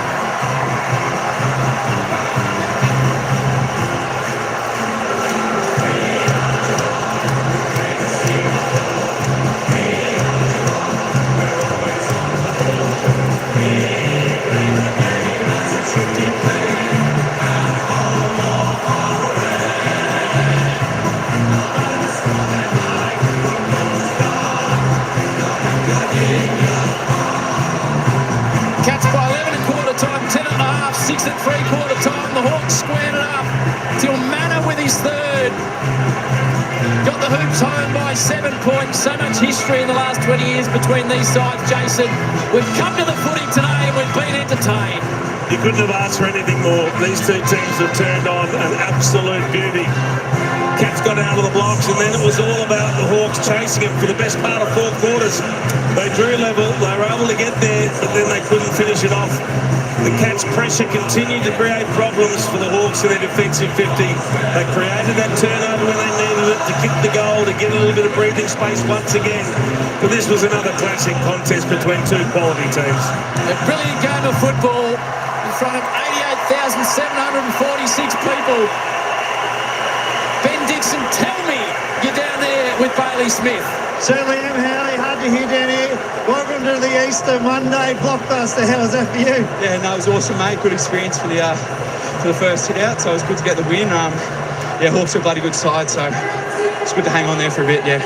You're playing that down. 88,000 here. It was hard to hear. It had everything, and I love the fact that you threw the ball into Jarz's head and fired the crowd up. Yeah, it was a bit of carry on. I know, I shouldn't have done that, but, mate, it's Easter Monday. I get fired up, so bit of a I can't swear, so yeah, not a good act, but oh well, it's just all part of it. I love it. I get hit, cop it, so it's just good fun. So all in the spirit of the game. And these two teams have been here before. Tied at three-quarter time. Chris Scott, very composed coach. What was the instructions taking it in the last quarter?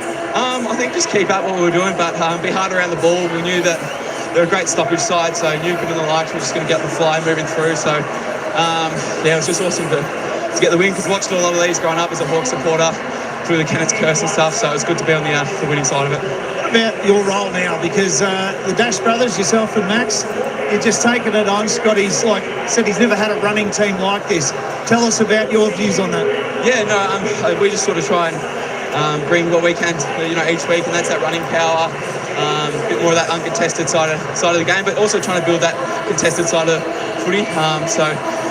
Take the load off Danger. He's sitting forward a bit more, calls himself Modra, so big Modra field. So I don't know how many he kicked in today, but he's so good up forward, competes really well. So yeah, the more we can, try and win a bit more around the ball and run and carry, the better.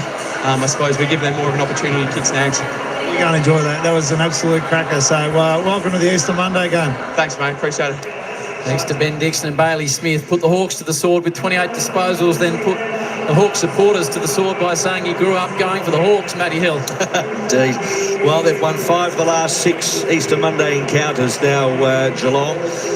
They've had a mortgage over the game over the last half a decade or so, but terrific win by Geelong.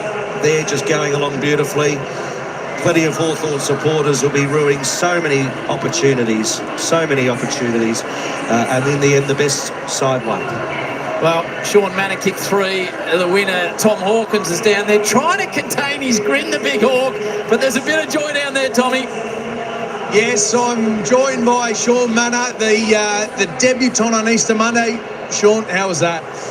That's pretty special, isn't it? That's what you play footy for, I think. We spoke about it the last couple of weeks, like opening gather round last week, how it's a privilege to play in these big games, and I think, the last how many times we've played them, it's always ended up like that. So, it's a pretty cool moment, mate.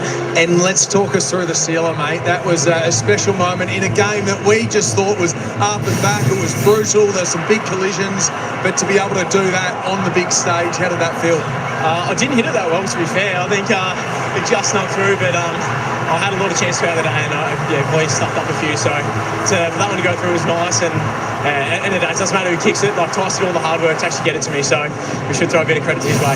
Well, looks can be deceiving, mate, because you made it look very good. Go and enjoy the win, and congratulations. Thanks to Sean Manor with his 3 goals and the winner, and Tom Hawkins. Sarah, so often you arrive at these big events and you'd think, they can't live up to expectation, but when it's the Cats and the Hawks, it invariably does. What a game of footy. This is Easter Monday Footy on Fox, brought to you by the new Ranger plug-in hybrid. What a game of football we have just witnessed. 2 of the standout teams so far in season 2025. You get the feeling Jason Dunstall, David King and Joey Montagna, they may well meet again in September. It was a classic contest. Well, we hope they do.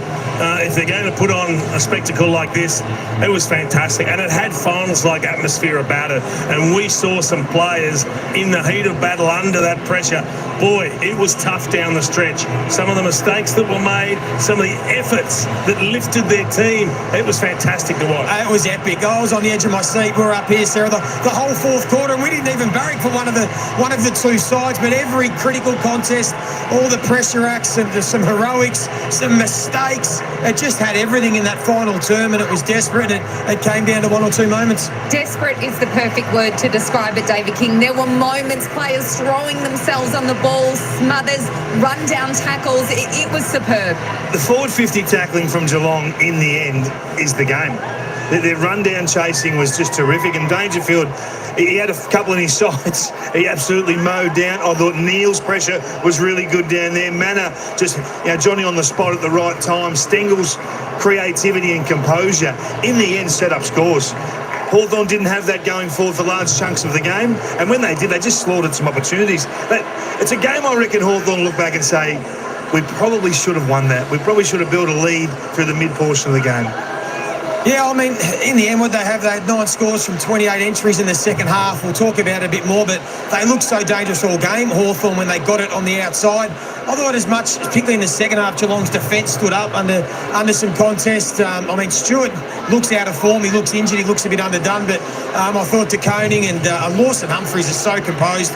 for a youngster. So they had to really dig in because they were under adversity there, the Geelong backs. But in the end, this is what good teams do. They find a way to win, and Geelong were able to do that once again.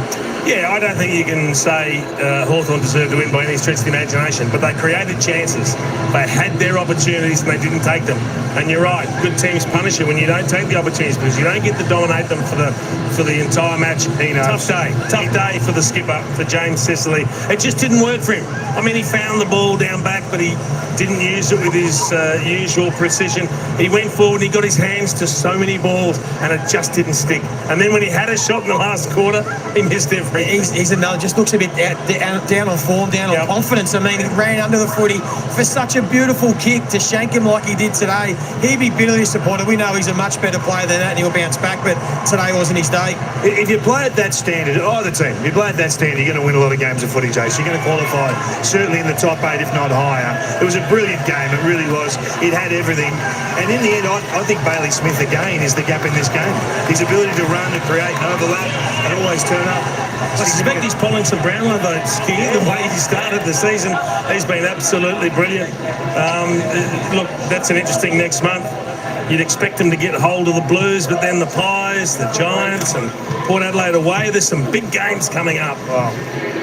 And that man, Patrick Dangerfield, lethal in front of goals, dare I say it again today, but it was the pressure he put on Joey, the leadership he provided, and tellingly at the end when the centre bounce needed to be won by the Cats, he wasn't in there. He was still staying at full forward. That's where he lives now. He's just a presence. Doesn't matter where he is on a football field when he's out there. He has this aura and presence. He was able to kick some goals today, as he's been doing, but just late in that game, some critical contests again. He spent a fair bit of time on the bench. Late in that quarter, we thought they've got to get him out there, but he came on at the right time. He had impact when it mattered late. Great to see Brian Myers on his feet down there enjoying this with the boys. And I suspect when they get to the song, Sarah, there might be a little bit of voice in this one. The crowd was loud and huge, a record crowd of 88,746. The atmosphere, it did feel like we were at a finals game, electric at the MCG for this Easter Monday clash. And that man on screen, Bailey Smith, what a difference he's making. And our very own Tom Hawkins just jumping in there. I'm sure we'll head to Tommy shortly to get some interviews with some of his former teammates as they wait for Tom Stewart to join the group and Bailey Smith so they can sing the song.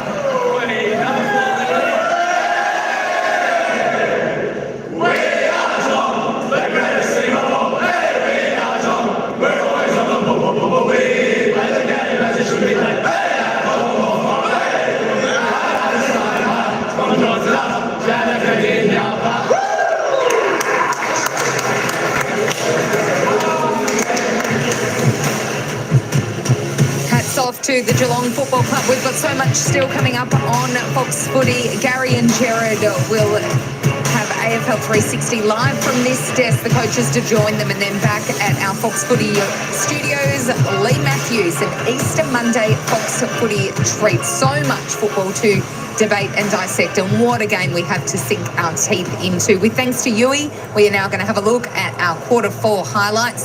The big moments, Jason, these are where games like this, close games are won and lost. They're in who owns those moments. It was so fun to watch because the pressure was incredible. You could feel that it was palpable. Some of the mishandles, some of the decisions, some of the errors we've spoken about, some of the incredible efforts to will yourself to a contest. And they just looked like when they opened it up, they could find a way to score the Cats. They ran all the way through. This is that great snap that gets them going, that gets that goal to give them a little bit of momentum in the last quarter. That was the advantage paid you spoke about that probably shouldn't have been paid. And then this moment here, so Jeremy Cameron tries to get this back. He gets dragged down off the ball. That should have been a 50-metre penalty. He was really upset with the umpire after, because in the end this went down and it was almost a 12-point swing, this play. He overshot the runway and it worked out perfectly. I can't believe Tom Sewell would never do that. Ever. Inexplicable. In the end, this game was about clearances, really. That's that one you said, that 50-50 ball, and then the kick from D'Ambrosio back into the corridor. They stayed aggressive, the Hawks did. They gave themselves a chance. So when they've got corridor ball, they are hard to stop. Small forwards line up there. All options are available inside forward 50 when they're in the corridor. Neil had a moment and you go, oh, that's going to come back to haunt. But he was terrific late with a couple of other opportunities. This here is a skill. Now, I know it infuriates the fans, But he draws this through craft. You've got to stick your tackles. And I think everyone was waiting for the celebration. If that had gone through, he just pushed it to the right. He would have been disappointed. The no 15 has been contentious all season long. Danger was awake to it, and he was right on the spot. And then we thought this might have been the moment again. Instead, a point would have got them a couple of points in front. Instead, it was out on the full. And then this risky kick from Weddle. That was a turnover. Yeah, that's Neil again. I just love what the young fellow was able to do to respond, Jace. He would have rued that moment on the wing. Yep. Good finish in the end. A game that was thriving on moments. Still was a beauty. We are going to head down into the room. Oh, gosh, we don't want to relive that kick, Jace. That's not a good one from Hawthorn. The skipper didn't have the greatest of days here at the MCG, and that picture probably tells 1,000 words. We're going to head into the rooms now. We've set our new recruit, Tom Hawkins, the big task of tracking down the skipper of the Cats, and he's got Paddy Dangerfield alongside him. Tomahawk. Thanks, Jonesy. I'm joined by Danger, and I'm glad I got the opportunity to come back down here to the rooms because I believe it was you that kicked the footy at me and Dicko in the pre-game warm-up. Oh, I have no recollection of that, Tom. I can't remember the first quarter even, so I'm not sure. It was an intense game, 88,000 people there tonight, or today I should say, Easter Monday. What was it like out there? Because from the sidelines it was intense, it was contested, it was chaotic. And that's how it felt out there. It's a privilege to play in these games. Chris often talks about it. And the traffic coming up, there's just people everywhere. So we knew it was going to be a hot game with a big crowd. And the game lived up to it, It could have gone either team's way in the last sort of 10, but it was nice to hang in there and get the chocolate, so to speak. Very nice use of the pun there. How long did it take you to drive up, just out of interest? It was 2 hours 45 today, so forgot that at 3 o'clock it means you sort of get the check out of the caravan park. So Big Reese Stanley and I drove up early, but we sat for a long time. And the great number 5, he was on time? No, he was late. Sam DeConning, he was late. He was there, I think, an hour and 10 before the game started. But he's a very relaxed customer, so he was not stressed whatsoever. And getting back to the game, I know a lot gets made out of the Hawthorn-Geelong rivalry. You mentioned it was a privilege to play in the game, but does the actual rivalry itself get talked about much? It's there. You sort of, in the build-up to it, like we try not to shy away from what the moment is. It's embrace the moment, embrace the rivalry, because those games don't come up often, and I said that they're a privilege to play, and Chris spoke so much about that, so you should never run away from that. It's sort of step into that pressure and that cauldron of intensity which today's game was. So it puts you in great preparation for the big games that hopefully come throughout the year, and it was special to play in. It was special to watch. And enough about the team stuff. Yep. Let's talk about Patrick Dangerfield up forward. The thing that excites me and a lot of Geelong supporters out there, predominantly played down in the forward 50.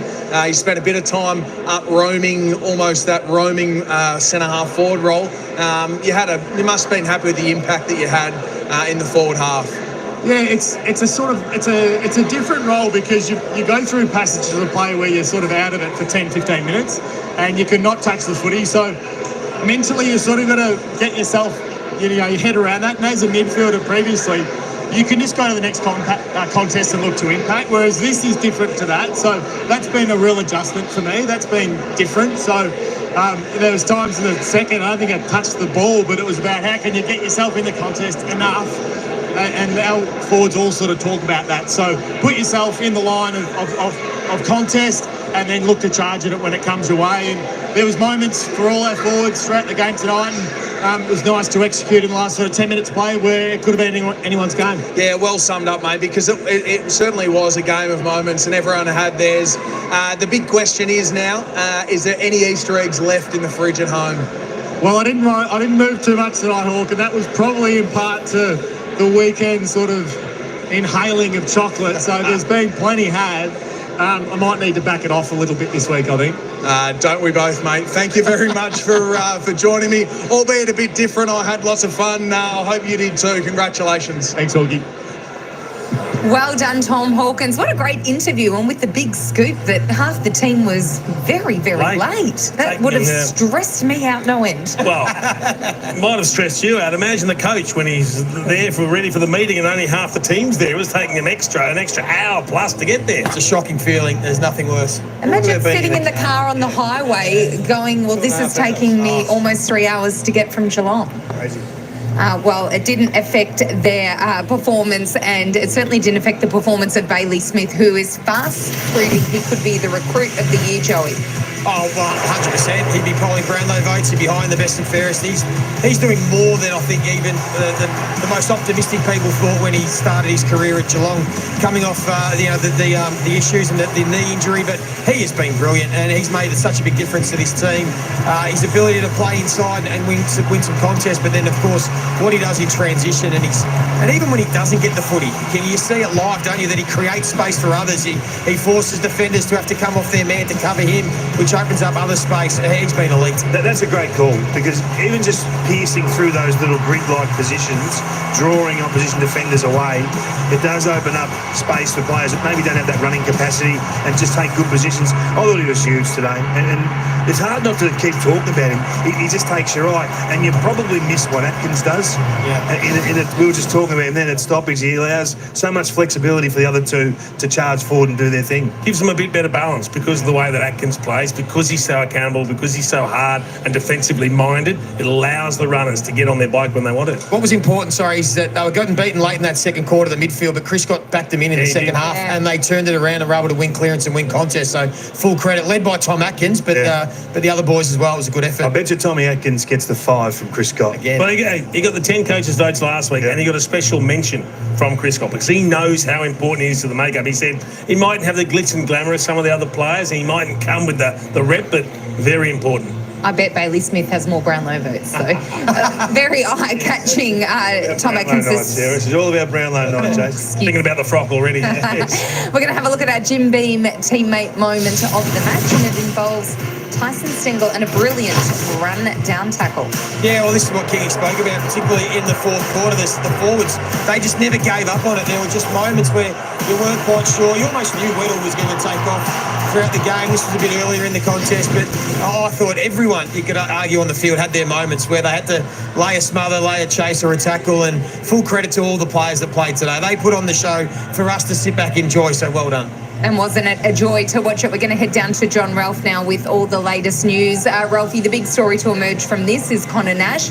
How long's he facing for a pretty crude hit? Yeah, crude indeed. 3+ weeks, I'd imagine. So Michael Christian has two options here. He can say it's severe impact and it's 3 weeks and you can accept 3, or he can say that it's 3+ weeks and you'd imagine it goes straight to the tribunal where potentially the AFL would argue for 4. So the precedents of Patrick Voss on Nick Vlosten in Gather-Round, that was 3 weeks, and then Jack Scrimshaw and Jordan Ridley earlier this year, that was 3 weeks as well.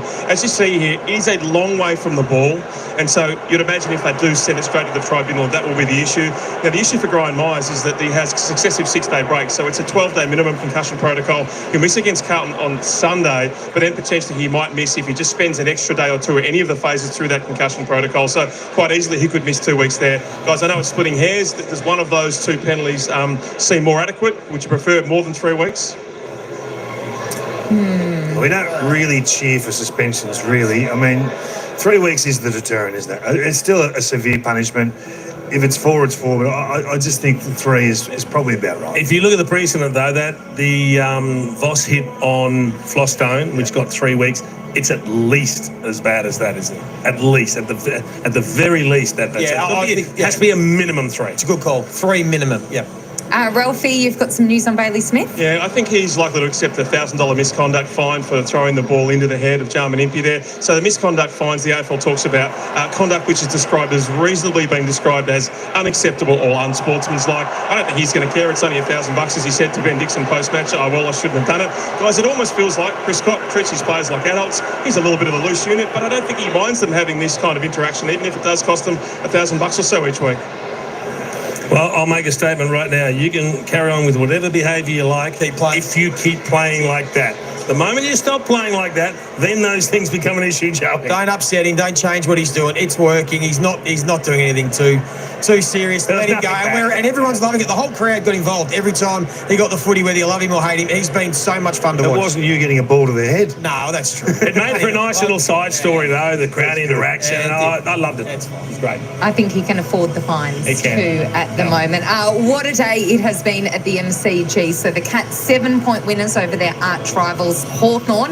And Jace, if you have a look at the Cats next week, Carlton and then Collingwood at the G. That game against Collingwood is going to be huge here. It will be a beauty because the Pies are just starting to get some momentum up in their season. So they look like they might be a contender as well. A massive night coming up right here on Fox Footy. Gary and Jared join us for AFL 360. They'll be live here at the desk at the MCG. Both coaches to join them. And, of course, they will dissect what has been a fabulous Easter weekend of football. They'll be back shortly.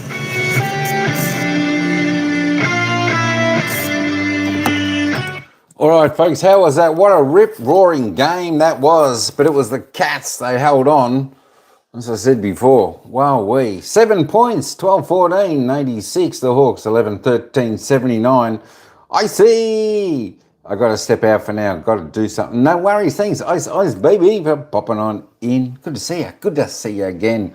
Tell you what, though, folks, I think the Hawks will be looking back on this tape, ruining their early misses of simple goals.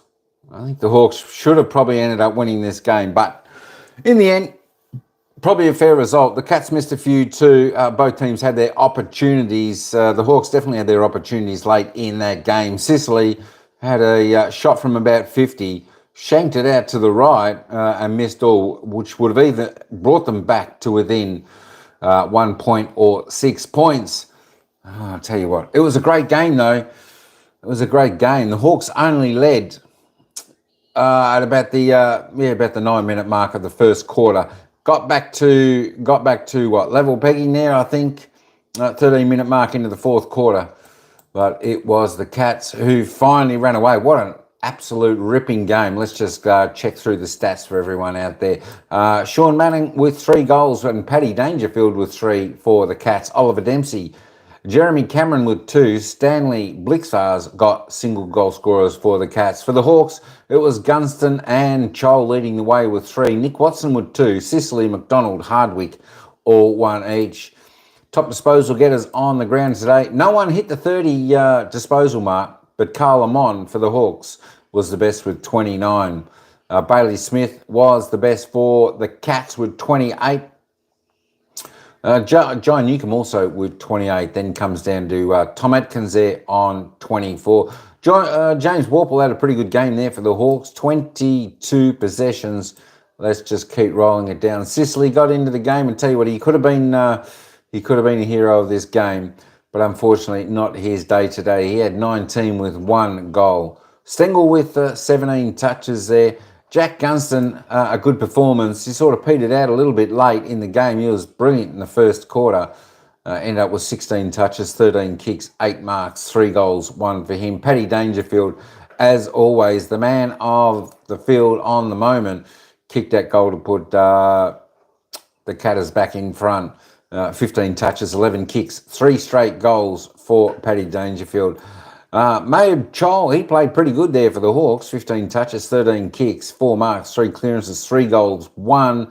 There was a lot of players out there pretty good today. Jeremy Cameron, not too bad there. 14 touches, 2 goals, 3. Who else have we got there for everyone to have a little bit of look at on the thing? Actually, Dylan Moore's a little bit quiet there for the Hawks today with only the 9 disposal. All right, there we go. Let's just have a quick look at the team stats. There we go. It was the Hawks on top in the stat count. 65 plus in disposals, 14 kicks, 52 in the handballs. Inside 50s, the Hawks ended up going in front more times. The scoring shots, 26 scoring shots for the Cats for their 47 inside 50s. The Hawks, 24 scoring shots, 55. So they actually went inside 50. 8 more times than the Cats. So they certainly did have their opportunity. And if you have a look at the free kick count there, 15 to 24. I'll tell you what, I know that seems a lot. And folks out there saying, you know what, Hawthorn had a pretty good deal with the free kicks. They were +9 in the free kicks, but there was definitely was a couple decisions made that certainly went against the Hawks, resulting in the Cats' goal. Disposal efficiency was pretty good around the ground, 70-76. Even the efficiency inside 50, reasonably good for both sides, 68-52. That's pretty good. The hitouts, Hawthorn won in the hitouts, +1 the clearance. The centre clearance is +4. The stoppage clearances, the Cats worked their way back into it, +3. Contested, all tied up there. Of course, it was a very contested game, fast game, electrifying game. This was grand final-esque like type of game. It was pretty good. Thanks, IC. Like to hear. Nice to hear the voice. I know it's been a while since I've spoken on YT, mainly just in these games lately. I know one day I'll get back and do a live on YT where it's me. In the marks, so 78-91, only 13 the difference, not a great deal. Marks inside 15, inside 50, both teams having plenty of opportunity. As just the inaccurate in the kicking, which certainly cost both teams and certainly cost Hawthorn, because they had some very, very simple set shots that just didn't go through. 15-18, given their targets. Well, contested marks, 11 apiece, really good. And, of course, their tackles are going to be reasonably high today, 62-83. Pressure game, tackles inside 50. Both teams are going above their average. Of course, this is one of those games that's always going to be like that. Let me just reload the ladder now and let's see if we can find the result. There we go. So this is where these two teams sit after today's game. Geelong move up into 6th position on the ladder, played 4 wins, 2 losses, 127.5%. Of course, Hawthorn down to 7th, 6 games, 4 wins, 2 losses, 108% there. As you can see, the top 7 teams only separated by 1 game. And of course, the Gold Coast Suns still have a game in hand to play. So she's a pretty tight race for the top 8. And of course, every game counts, every win counts. Make no mistake, you want to take these wins when you can get them, the early wins. Because come the end of the year, you'll go, geez, that was a tight game. If only we had won that game, we would be there. We would be there. Oh, tell you what. Even the poll today, folks, we had the poll today, and it was 50% Geelong, 50% Hawthorn. Even the chat was undecided on who was really going to win this game. A little bit like me. I know I tipped the Cats, but I was still undecided all the way through. I don't know. Sometimes you just got that feeling the other team's going to win. It's exciting. That was an exciting game of football. But I definitely want to appreciate everyone for coming in. Mark was in there. Big Bad Boy was in there. Of course, Tine, Adrian was in there. Ryan was in there. Icy on YouTube. Ice Baby was in there. Bianca was there. Disappointing for Bianca. Big Hawthorn supporter there. I tell you what, it's a nerve-wracking game when you watch your side playing games like this in front of a packed crowd of 88,746. On a beautiful day here in Melbourne. A little bit swirly, the breeze out there, which made it a little bit tough on the players for slotting the goal. But there we go. Nonetheless, it's a great rivalry between these two clubs, Geelong and Hawthorn. And of course, it's always, pretty much always, folks, these games are always decided by around about 1 kick, which it was like today. It was just 1 goal, 1 the difference. Who knows? Next time these teams play, hopefully they both play in the finals. It could be the opposite way around, but we'll just have to wait and see for that. All right, let me just give you a little bit of thoughts on next week's round. That is the end of round 6. Coming up next week, round 7. It all kicks off on Thursday evening. Of course, 7:30 p.m. Melbourne time. Melbourne taking on Richmond, 17th versus 15th. Melbourne going into that game favourite. I still do like Richmond a little bit. I think they've got some fight. I like the way they play last game and their victory. Of course, Melbourne coming off a win. That may break the hoodoo of losses and they might get up. But I still think I like Richmond They're a good team. Don't forget, coming up on Friday, 3:20 p.m, on Friday, Anzac Day, we've got the big game of them. It's Collingwood taking on Essendon there at the MCG. It's first taking on 11th. As I always say, forget about where these two teams sit on the ladder. It's always a cracking game, a little bit like the Geelong Hawthorn game. It's always a cracking game on Anzac Day there. Of course, Collingwood, I think, should win that pretty comfortably. Anzac Day, they'll definitely have a crowd there of about 95,000. So definitely make sure you get in and listen to that. And of course, later that evening, Friday, Anzac Day evening, you've got Fremantle taking on Adelaide Crows over there at Optus Stadium. 9th versus 5th. I think this is going to be another great game. I think Dockers will throw everything at the Crows, but I do like the Crows in that game. They're in scintillating form. They're going to be very hard to beat. Of course, on Saturday, few games on Saturday. We've got St Kilda taking on the Brisbane Lions down here at Marvel Stadium. 1:20 p.m. Melbourne time. A 12th v 2nd. Can the Lions bounce back after a devastating loss against the Magpies last week? A little bit like the Saints. They need to bounce back at their home ground there at Marvel Stadium. 4:15 following that game, we've got Port Adelaide taking on North Melbourne over there at Adelaide Oval. 10th versus 16th. And I think Port Adelaide might just get the job done. They're starting to have a little bit of form, and they were a good winner last time out. Of course, probably the match of the day on Saturday is the GWS Giants taking on the in-form Western Bulldogs up there at Manuka Oval in Canberra. 4th versus 8th. This is going to be an absolute cracking game for sure. Of course, Darcy out with injury. He won't be back for a while for the Bulldogs, but the Bontempelli, he was back in fine form with the Dogs win over the weekend. Following that, folks, next Sunday, we've got 3 games coming up there for everybody. And, of course, it all kicks off 1:15 p.m. Melbourne time. That's the Gold Coast Suns taking on Sydney Swans. 3rd versus 14th up there at People's First Stadium on the Gold Coast. Should be another cracking game, but I do like the Gold Coast up there on their home ground. Always tough to beat up there. Should be a pretty good game. The next game following that will be another ripping game. I really don't know which game to cover next Sunday. It just all depends. You know what? I might flip a coin for this. Is Carlton and Geelong. 3:20 p.m. Melbourne time. MCG, 13th versus 6th.